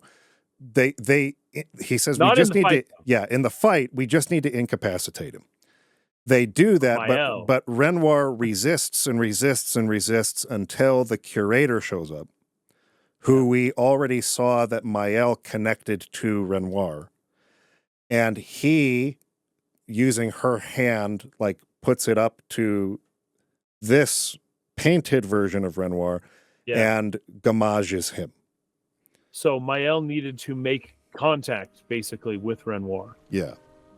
If she makes contact with him, physically touches him, then he is gone. Right? He gomage. Yeah, he turns into a field of petals. It's funny though, the Verso didn't seem to want to kill him necessarily. He says we only need to incapacitate him. But Maëlle says we'll find a way to kill him because she wants to kill him, right? She doesn't care. And the curator is very interesting. We're going to talk more about him in a minute. But it's revealed pretty quickly into Act 3 who the curator is, I think. Yes. But basically, Maëlle didn't know what to do. This mirrors the other Axons, by the way. How CL just needed to kind of reach forward and pull the mask. Lune just kind of needed to touch and connect with this terrifyingly beautiful being. And then at this point, Maëlle just needs to physically, touch Renoir's heart, basically touch him, and that makes Renoir basically just kind of go away or fade away. And there's something in all of those interactions. But with Maëlle, it's kind of difficult to pinpoint exactly why that worked, right? Other than to say that Maëlle has a lot more power than she thinks she has. Yeah, she does. Even more so than the curator, which we'll find out here in a minute why that is. So, but there's some dialogue here that, because from Renoir, remember who your real family is. It's not her. And he pointed to Maëlle. So Verso has, you go back to the piano scene. This is the song I used to play for my sister. He's sort of like having a brother or sister bond with her in that moment. He's sort of, he called out directly to her back at old Lumiere. Alicia, don't, right before like time froze, right? So he even referred to Maëlle as Alicia.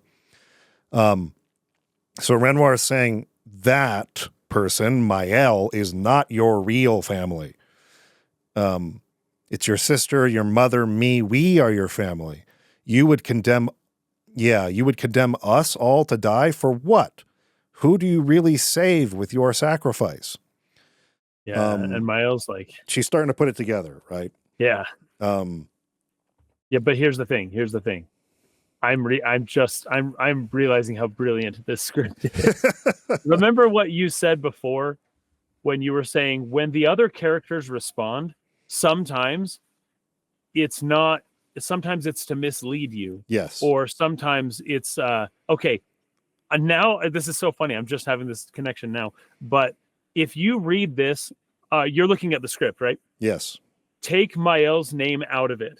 Just don't look at Maëlle, and then keep reading, basically, and pretend that maybe it's Verso this is referencing Verso. So this says, remember who your real family is. It's not her, it's your sister, your mother, me. We are your family. You would condemn us all to die for what? Who do you really save with your sacrifice? And then pretend this is a narrator talking. Your sister and your mother. That is who he's saving yes. with his sacrifice. Yes. Is his sister and his mother. That's who he's trying to save. Now, Renoir is telling him, you save no one. You save nothing with your sacrifice. Yeah. But through Mael's line, your sister and your mother, she's filling in the gaps by asking a question that I totally didn't get, even in my second playthrough. Right. But that she is revealing, basically, as a narrator, in essence, you're saving your sister and your mother. That's why you're doing this. Anyways, I just made that connection. I think that's super cool. Yeah, I think you're right on the money with that.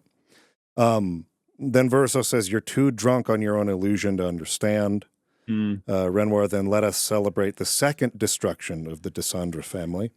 At long last we meet. Oh, that's when the curator steps in. At long last we meet. This is all you have left of your son. Destroying it, he means the canvas, not Verso standing here. This canvas is all you have left of your son. But he's talking to the curator. Talking to the curator, yes. Destroying it. Later. Yeah, destroying it won't bring your wife back. It will only destroy the last tie you have to each other. I love them too. So this is pretty clear now. I don't know how you could read it any other way. The curator is the real Renoir. Yeah. Not this painted version, but the real one. And the painted version is speaking to his other self, the one he's based on. And in pleading with him not to destroy the canvas. That doing so, he would lose the last piece, the last thing that can connect him to his son. Appealing to him through saying, I have the same love for my family that you do. Yeah. Line too, the destroying it won't bring your wife back. It will only destroy the last tie you have to each other. That is such an interesting sentence right there. It almost seems like Renoir, who has only ever really operated within the confines of the canvas, doesn't know exactly what exists beyond the canvas. Yeah. He's speaking in a way that doesn't connect. He's speaking in a way that seems misleading, I think, to the actual situation. But I don't think he's necessarily telling a lie. I think he's just speaking to his own experience. Yeah. And although it still could be true about the this tie, with this tie being gone, you have no others. I don't think that's true. But it may feel true. Yeah. It may feel true in a way, but we'll get into that, because there's like an in-between episode in between Act 2 and 3. There's like a weird kind of brief like side episode thing that happens before we really get into Act 3. But a lot of this is revealed in that next part, but it's coming right after this. I think what painted Renoir means here is, as we've seen both in Renoir's journal and in the little vignette when Renoir came and sat next to Alina, and then she stood up and walked away, they have been drifting apart for a while. And Renoir's attempt to try to force her out of the painting, right? He thinks he's getting his wife back, bringing her back, saving her. I think what painted Renoir is saying is, if you do this, the only thing left that's keeping her attached to you will be gone. She won't. You'll drift away forever. Yeah, but I'm just saying that isn't true. Well, yeah, not necessarily. I think that, I'm not trying to counter what you said, as more as just expound on it in a sense that you think you're bringing her back, but she's just going to not to want to have anything to do with you if you do this. And that probably is true. Yeah. so that's a good point. There's but I'm just saying his words are veiled. They're not so direct. They don't mean exactly what you think they mean. Although they may be accurate in a different from a Yeah. certain point of view. So it's like you either lose her in the painting or you lose her because you force her out of the painting. She hates you. Yeah, but Is- either way, see, that is the conundrum. That is the Yes. conundrum of this game. That's what this game is addressing in a way. Okay. But anyways, Maëlle doesn't even know why that worked, right? The curator puts her hand on Renoir's heart. Renoir's gone. Boosh. Yep. And Maëlle's excited. She's like, "We did it, Gustave. We did it." Mm-hmm. And Lune's like, "How did you do that?" Maëlle says, "I'm not sure. The curator, I felt it." And Lune asks, "Can you do it again?" And she says, "I don't know. I think so. Yeah, I think I can." And so then, of course, CL is wondering, instead of just like, "Oh, good, we've got the key. We can kill everything." CL's like, "What did Renoir mean? The things he said to the curator?" And she's talking to Verso. And Verso says, I'm not sure. But he's lying. He's lying, like always. Another mask. Another mask. And then Maëlle, it's so funny because it was just revealed that not only is Renoir his father, but his mother is connected to this guy and is probably the paintress, and that his sister ... is somebody, probably Alicia. And they kind of just drop it, and they let Verso get away with this one, which I think is ridiculous. But it maybe makes sense on a human level that these people just are experiencing the joy of actually having an expedition that's succeeding. Yeah. They're like, "We're actually doing this. I can't believe it. Like, Gustave, we did it.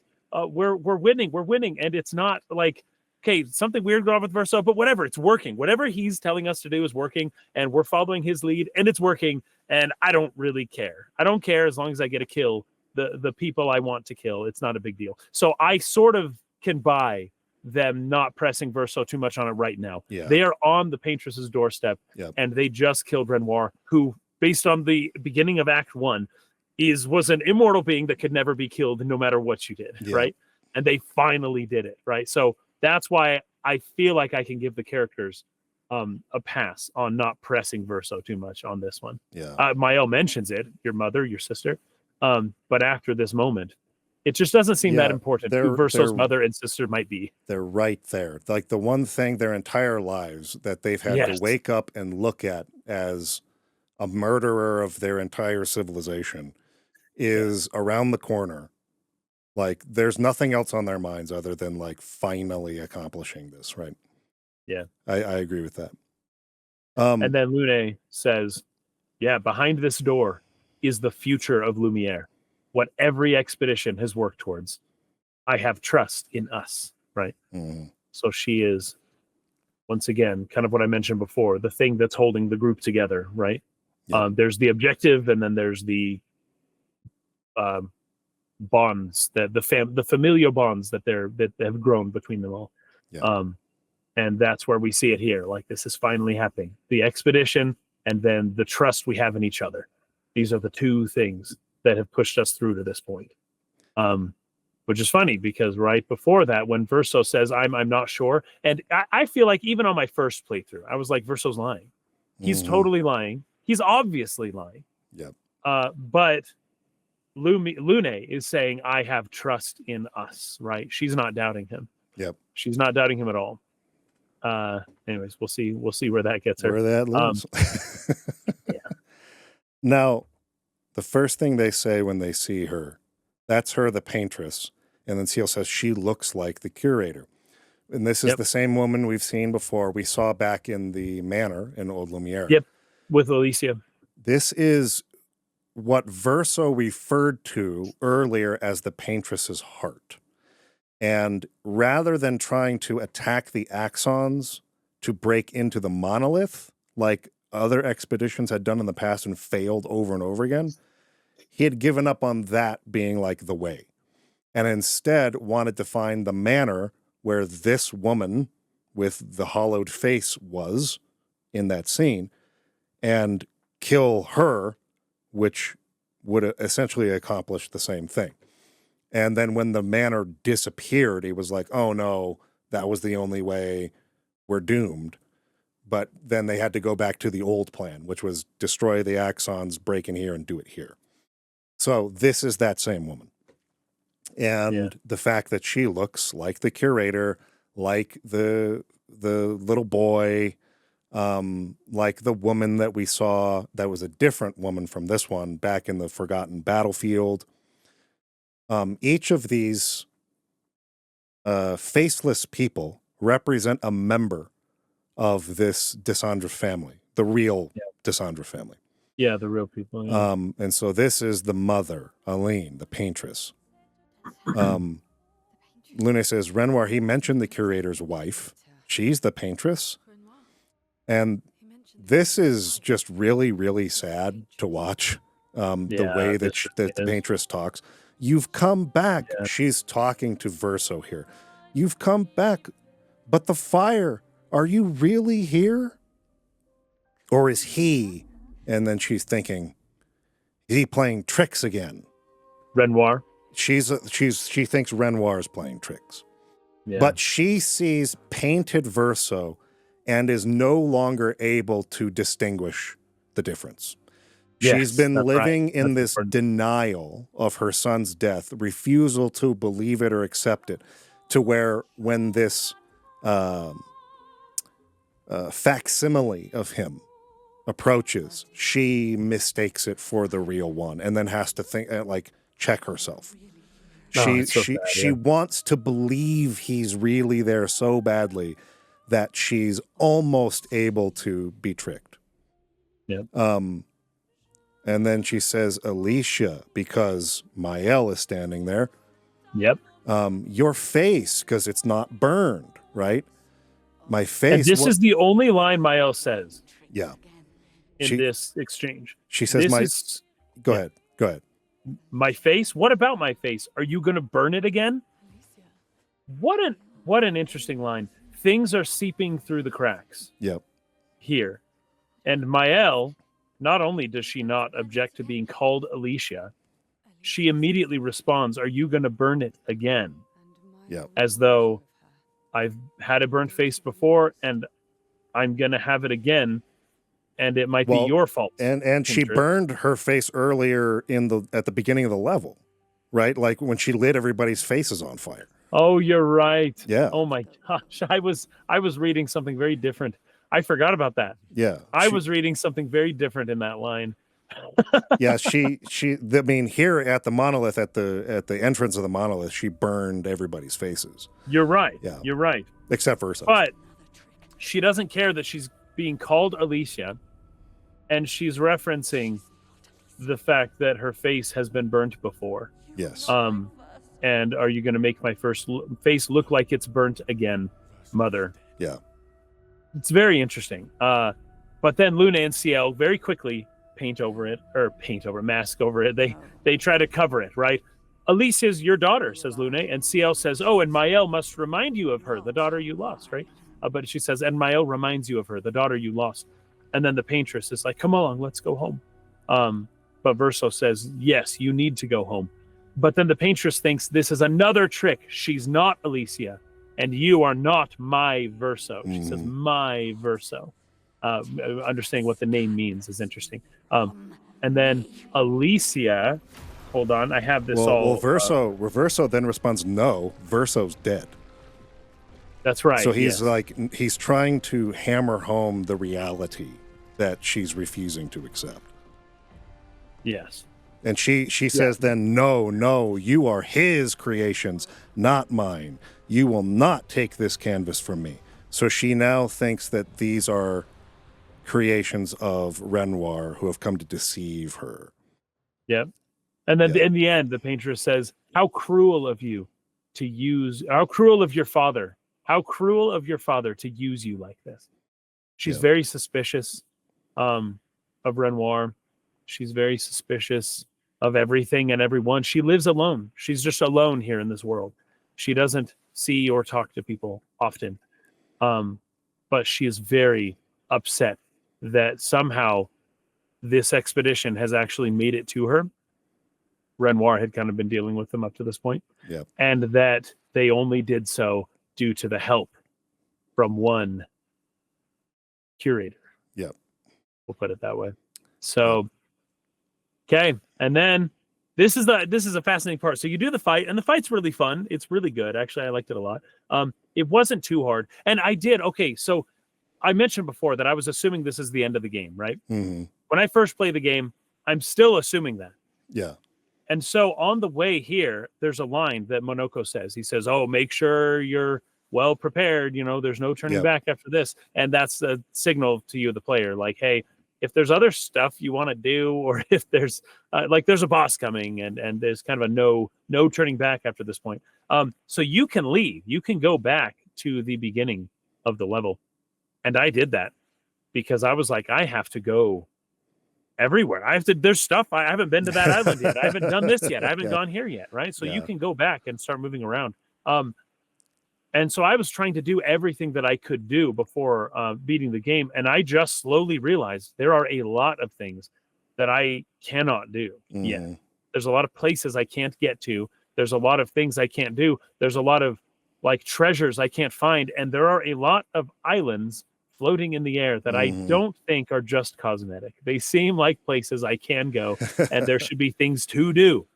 And so I ultimately was like, well, there must be some new game plus or something that I'm missing out on. If I create a new game, then there's extra features. I don't know. But it did slowly dawn on me that SK must learn how to fly at some point, right? But it hasn't happened yet, and I don't know how to make it happen. Well, we don't have forever. Let's just finish the game. Yeah. Well, after the battle gets to a certain point, Verso all of a sudden pulls out a rock. He has had Sori this whole time. For a very, who knows how long, years, doesn't matter. Verso has been playing games with us. He has had this rock the whole time. And as soon as he holds it up and he says, SKA, look what I found.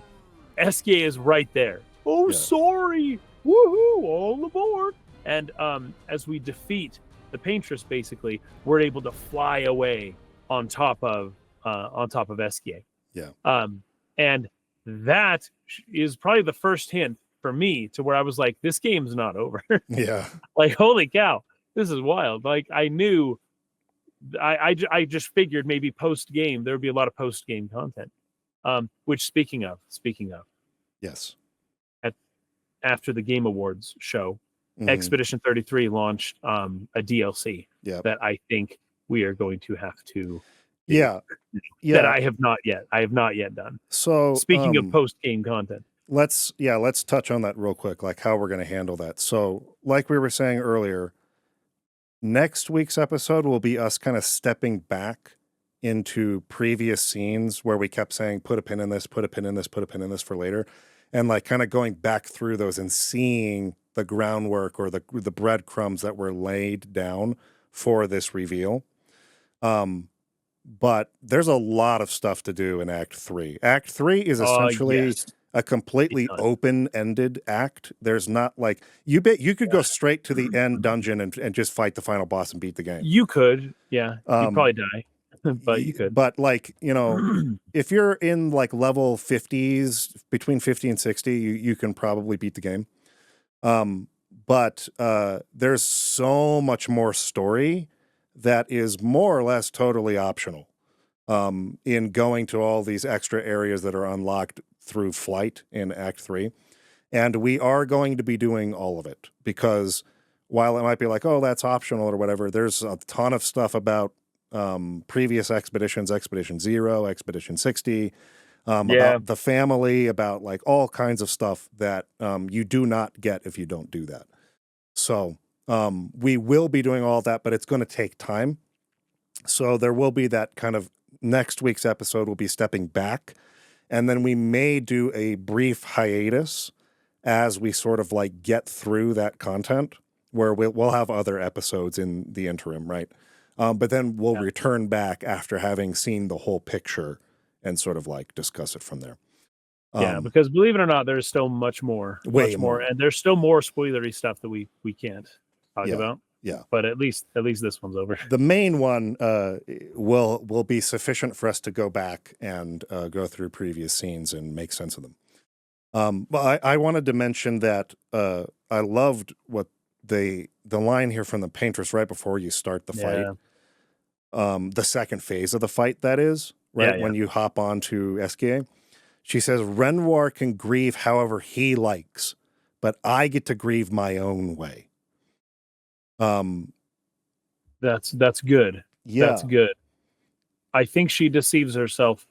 I Yes. get to grieve my own way Definitely. because her grief is I don't It's like killing her. exactly. I mean, It's like not literally it's killing her. her. Yeah. And it's also producing like illusions that I wonder if she even like she is grieving. She's certainly grieving, but she's grieving without accepting Yes. what had happened.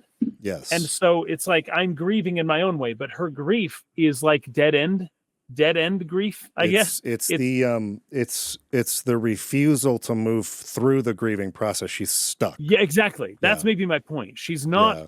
progressing her grief. She's stagnant in her grieving state in a way that, you know, she is prone to the illusion that, oh, maybe he's still alive, right? Yeah. And she's keeping alive the possibility that he never actually really died in the first place. And so I get to grieve in my own way. I almost question if she's even grieving or not. Like she is grieving, but almost in a what would you call it? Like a almost like a schizophrenic manner where it's like or like in a denial manner, I guess. Yeah. I'll just call it that. I'll just say she is denying, not actually grieving. Now, the reason I'm hesitant to say she's not actually grieving is because whenever you see the giant paintress, she is clearly suffering and in immense pain and grieving. But when she, in one moment, is like, "Oh, I'm suspicious of everyone," and "Oh, the real Verso's here. I can't believe it." I just question whether or not her grief has really actually availed her much, and whether or not whatever she's doing can accurately be called grief, at least in that way. Other people may disagree with me, and I probably disagree with myself in 10 minutes if I think about it more. No, we are going to get all into this because one thing that I have been disappointed to see as far as the discourse for this game goes is like the real sort of dismissive moralizing people do in regards to choosing like a side between Aline or Maëlle or Renoir. Yeah. And it seems baffling to me that people don't recognize that this entire game is demonstrating the wrong way to approach the grieving process in the form of every member of this family. Yeah, from multiple perspectives. Yeah, it's like everyone wants to try to like point at who is right. And I think the point is that they are all wrong. Sure. And so like you're saying, and also there's a sense of finality that people seem to want to put on this game or on the choices people make. Like Aline is here in the paint in the canvas, and if allowed to stay there and grieve in her way, she is going to kill herself. Right? It's this sort of like blinders on, narrow-minded, like that is what will happen if I leave her to her own devices. That does not open the possibility that maybe she would have at some point made another decision. It might not seem like that's going to happen, but when you close the door to that possibility, you say, no, I know she will not do it. Therefore, I'm going to have to act on behalf of making her leave. It causes all of these problems. And we got to talk more about this next time we get together. Yes. Because there are even more dynamics that throw even more variables into this as well. Yeah. You know, the fact that one kid died, but there are other kids. Yes. Is you know. Yes, and she's hurting them. That's exactly. Clea, the older sister, is so resentful of this because it seems to her mother would rather spend time with painted versions of her family than with the real versions of them still living. So Alina is causing trauma to her real family. So like that I think is what is so brilliant about the characters of this game is they are all wrong and they are all flawed. But the thing is that that's what pain does. pain touches on these areas of weakness that you have in you that cause you to behave in ways that you might not want to otherwise, or that you might not realize are harmful. But that pain is so intense that you feel paralyzed by it. And so, like the example with CL, which I thought was so important, what I think the writers are wanting you to do is to have empathy for people's pain and to understand that pain is what causes or changes people in these negative ways. And sometimes you cannot, and you definitely cannot, not even sometimes, you can never force people through a grieving process in the way that you think is the right way. Yes. And maybe that's actually a really important thing to hit on, because, you know, we mentioned all the wrong ways to grieve. Is there a right way to grieve? Sure. And is there even such a thing? Yeah. I don't. And that also maybe even harkens into some of the absurdism themes found within the game, where it's just like, there may not be a right way to do it, but there are so many wrong ways to do it. And what, like, how do we live? How do we live with ourselves? How do we live with our emotions and with this world that we're in, with love and loss and all of this stuff? What is the right way to deal with an absurd situation, right? Or to deal with something that can't rationally be just easily apprehended or comprehended. It's like, what is the right way? And so like, understanding that everyone's doing it the wrong way is important. And then realizing also that for whatever reason, there doesn't seem to be a right way to do it either. And that whenever you are trying to, you know, force your way on somebody else as though your way's the right way to grieve, like, it's just all wrong. It's almost just pointing out the blatant wrongness of the world and of life. Yes. And there may be a right way for you, but it's not a one size fits all. No. And you can't just be like, well, this works for me, so you need to do it the way I did it, because you know. Go ahead. One more thing though is that you may think it's the right thing for you, but other people can see that you're destroying yourself, or that it's destructive to those around you. Exactly. And so you may think, well, I'm just doing it my way. But it's like, just because whatever's happening in your body that is very complicated and in your mind and your emotions, just because it's the way you're doing it doesn't mean that it is even the best way for you to grieve, right? Yes. And sometimes other people can see that better than you can. Yes, and then other times not.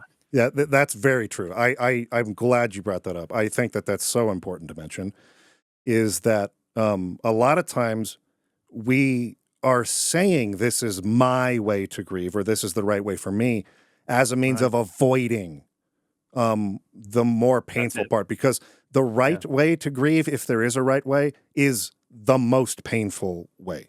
The way that we're trying to avoid doing it. The thing we're trying to avoid. That's a good observation. Yeah. That's a good point. I like that point a lot. Because facing hardships head on, it almost always has the best result. Yeah. So we'll get way more into this when we get to the end of the game. There's a lot more dialogue to kind of dissect there and get into, but that's just sort of like maybe a foundation or preface to where we're going with that. But we can, I think, reveal now, if you've been following this up to this point, you're still confused about how this all works. In defeating the Paintress, they fly back on Esquier to Lumiere. They disembark. Yep. All the people are there waiting for them. Oh, yay, you did it. You accomplished it. Fireworks. Amazing. The number disappeared from the monolith. And Verso kind of sits on the pier by himself, and he reads a letter, and it reads as follows. Brother, I tire of the conflicts and deceptions that plague our family and theirs. So the painted family and the real family. So I entrust you with this letter. Whether you give it to her, she means Mael, is up to you. I'm at peace with what's to come. When the time by the way, the letter that she's referring to, and this is the contents of the letter, I think, right? Mhm. But the cover, it had a cover on it. Yes. On the letter itself, which was written in French. And it said, I know I wrote this down. Why? Oh yeah, it's at the scene where he says, "My beautiful sister does not need this ugly mask." She gives him a letter that on the cover it says "Une vie à rêver," which à rêver. I don't know actually how to pronounce that in French. Is that au revoir? Well, no, but au revoir is different. It's not a the exact same. different spelling. Okay. It sounds very similar, but it's not the same. Une vie à rêver. So this translates to a lifetime spent dreaming, or a life to dream of. That's what is written on the letter that you're, or on the cover of the letter that you're reading. Got it. Okay, go. You can go back to reading. Okay. I'm at peace with what's to come when the time comes. I hope you will be too. Mael, it's a strange feeling watching you with my brother, laughing and smiling, without the scars or the memories that afflict me. Alicia as she was meant to be, not this painted version that I am. My family, a facsimile of yours, and this world, a mirror, painted by our mother, the paintress, to stave off her grief. Seeing your expedition through would plunge us all into the abyss, for in ridding the world of the paintress, you'd lose the soul force standing against the one who would erase us, the one who invokes the flowers of the gamage, an act of love, for he does love her, your father. So, the paintress was not responsible for the gamage. Real Renoir, the curator, was. And the paintress was trying to stave off the gamage. So the number on the monolith was not a punishment to those of that age. It's a warning, a countdown to when she could no longer contain the gamage any longer. She was losing her power. You have this much time. I'm getting weaker. Yep. If you don't do something, by the time that rolls down, we're all going to die. It's a warning to the people, not a doom, necessarily, in the sense that she was the doomsayer. It was Renoir the whole time. Real Renoir, not painted Renoir. Real Renoir who is trying to erase or gamage this entire canvas. On her monolith, she paints a warning for us all of the few she can save as her power wanes. So she's saving the younger people, right? She's keeping the younger people alive as long as she can. Yeah. We all wish for our families to thrive. Your family, however, believes only one can survive. But perhaps you'll find another way. You who have lived amongst us. Perhaps you differ from your father and from, I think it's supposed to be our father and your father or something like that, as I differ from mine. Or maybe it's just written twice. Perhaps you differ from your father as I differ from mine. Your mother paints life while your father death. What will you paint? So all through the monolith, too, you kept coming across the clair and obscure enemies, right? The black and the white, the yin and the yang, the life and the death. Very much that kind of motif symbolically playing here. But Renoir is the one painting death, trying to destroy the canvas in order to save his remaining family from getting lost and actually physically dying, it seems to be insinuated, by living in here too long. And the paintress and the painted family is trying to maintain it, to keep a piece of verso alive, and to keep the people of the painting alive. So that's the real nature of the conflict here. And it's at that moment that everyone gamages in Lumiere. Yep. And because the paintress is no longer protecting her. Yeah. So then we cut to a flashback, which is year 49 of the canvas time, right?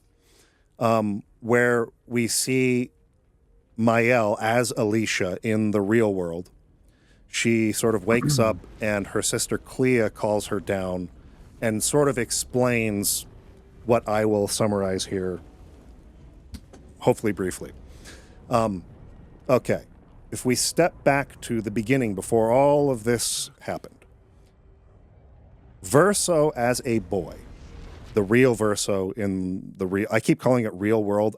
I think that dismisses something really important to the conversation. So I want to make it clear that I'm not using real to diminish like the value of the people of the painting, in that they're not real and he is real, as much as to make a distinguish between one world and the other. One is a painted world, one is a not painted world. There you go. So when I say the real world, that's what I mean.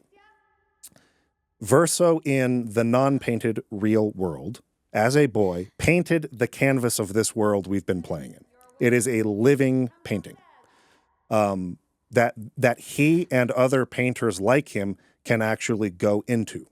They can actually transport their consciousness and sort of live in that world and create in that world, create different people, different places, the rules of how that world works, so forth. So this was one of the boy Verso's paintings, one of his favorite ones, one the family came to visit and to play in, especially his siblings, right? His siblings would come and play with him in this canvas. And many of the things there are reflections from his real life, obviously inspired by things in his real life. For instance, the family dogs were named Monoko and Noko. You can see paintings of them in the manor, but also here, before you approach Clea in Renoir's atelier, by the fireplace, you can find Noko. Monoko seems to have perished in the fire with Verso. But Noko, the mother, so they have Monoko the boy, Noko the girl dog. There's a little puppy who they refer to as Monoko the third or something like that. But it seems Monoko the dog perished in the fire too.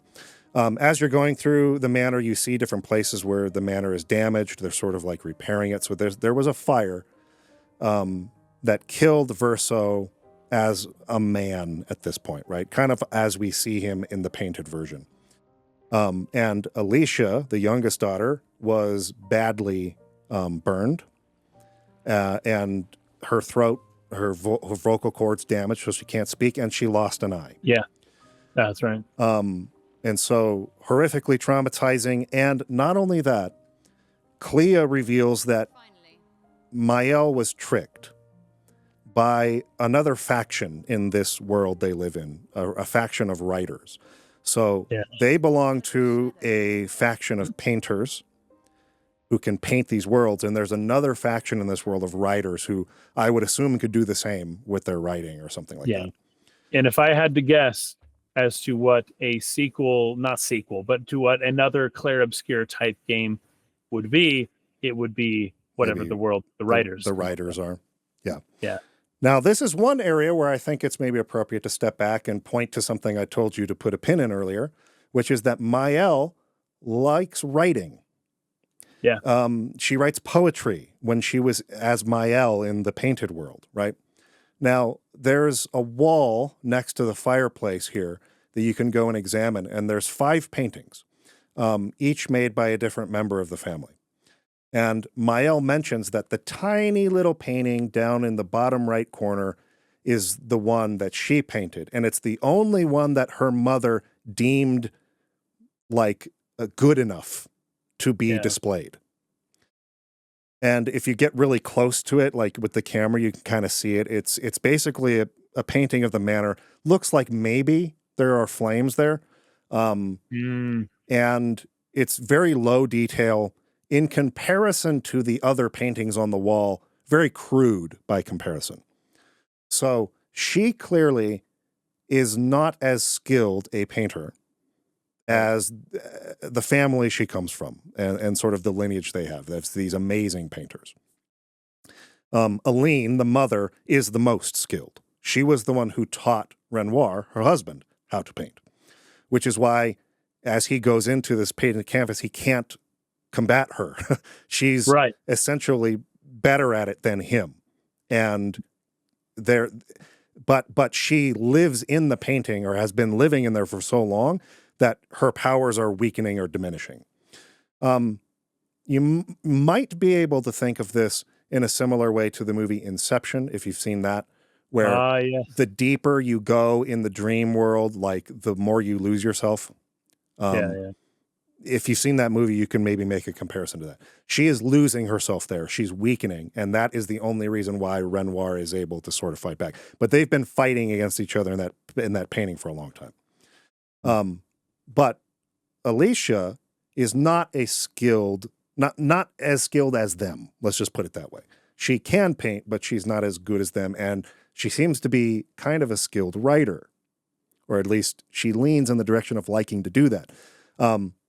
Verso earlier had talked about how he felt pressure to be a great painter, but his passion was more music. So he expressed his artistic creativity through music. So on the other side of this large sort of dining area, you have the piano and a harp and a guitar and other instruments. So obviously they sort of, allowed him to express himself there, but he also was a painter. But anyways, when he died in this fire, it was caused by this faction of writers. There's some sort of war going on between these painters and writers. And the writers set fire to their manor and ended up killing Verso. And what Clea alludes to is that Mael was tricked. And because of something Mael did, it allowed the writers to set fire to the mansion. Right. So Clea not even just straight up blames her for their brother's death and their parents now fighting each other. It's your naivety that caused this. Yeah. Really talks down to her in that way. Which is a reflection of the woman that we saw back in the Forgotten Battlefield. Remember? Oh, you're finally awake. Now we can do what we need to do. Oh, you don't remember? This is so annoying. Fine, I'll take care of it myself. Go play with your friends. That woman was representative of the sister Clea here, right? So she explains all of this and then says, I need your help. I need you to go into the painting and help our father get our mother out of this painting. We need her here. She is she's the head of the Council of Painters, and she has completely neglected her responsibility to go live in this painting and pretend with a pretend family where she never lost Verso because she cannot handle the grief. And I have to take care of all the responsibilities in her stead for her. She has all this resentment about it, right? So you need to go in there, help our father, get her out of there. So Alicia agrees to do that. She goes in, but something kind of goes wrong.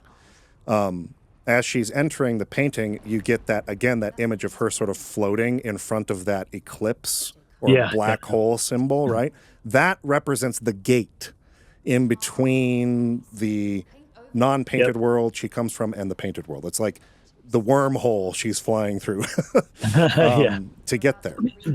But in the process, she is not like her father, where she retains her memories. She's reborn in the world and loses those memories. And becomes one of the painted people. And this is what Alicia was referring to at the end of this letter that I think is extremely important to remember as we move toward a big decision later on in the game. She says in that letter, "We all wish for our families to thrive. Your family, however, believes only one can survive. But perhaps you'll find another way. You who have lived amongst us, right? You know what it's like to be in our predicament. Perhaps you differ from your father, as I differ from mine. Your mother paints life, your father paints death. What will you paint?" So because of this mistake, whether it's a mistake or not, whether it was caused by Alicia's own secret sort of desires to be close to, remember her brother, whether it was caused by the Paintress, I'm not so sure. But she's born, loses her memories, and is raised as one of the painted people, and therefore understands their predicament and became a part of the expedition and so on up to this moment. So that's sort of the broader story, how this world, like the nature of this world and how it works, and the predicament she now finds herself in. She's not just a member of the Desandra family who's trying to help her mother not kill herself in the painting. She's also one of the painted people who had a life there, who had friends and family there, who loves them and who loves her brother and doesn't see the necessity in destroying his canvas. Right. Why can't we hide the canvas instead? And Clea says, ooh, there's a scene right before she goes in. Ooh, this is really clever, actually, this hiding place you found. Mother will find it anyway. Like it's not going to really do any good in the long run. She'll find this eventually, but it was still a pretty good idea. The only way to get her out of there is to destroy the canvas. So Clea and Renoir are aligned in that resolution. They are no longer giving her more time in there. They've decided she's going to kill herself if we don't do something. So they've decided on that. Mael is trying to kind of find other solutions and thinks that maybe hiding the painting would be sufficient. So anything that you wanted to say?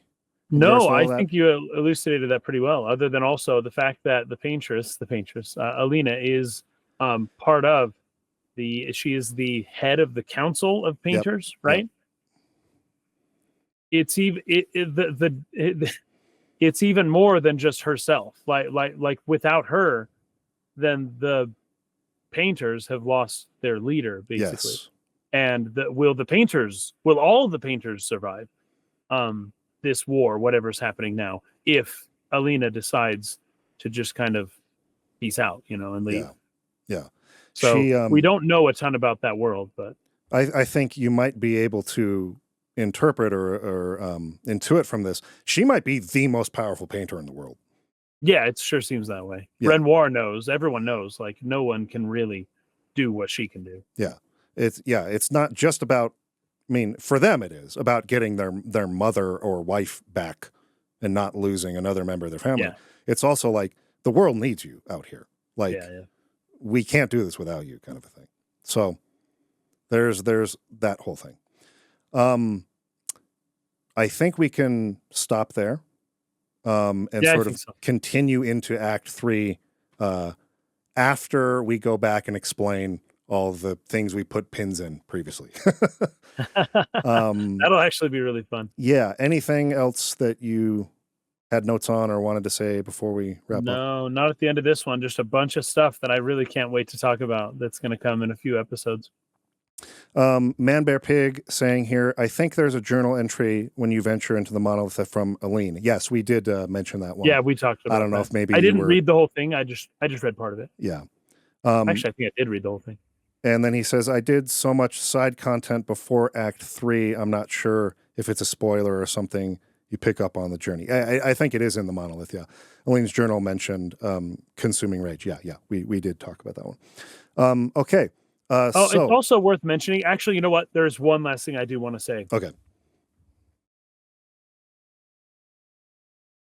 I think that Alicia maybe wanted Verso to give this letter to Mael before killing the Paintress. Yes.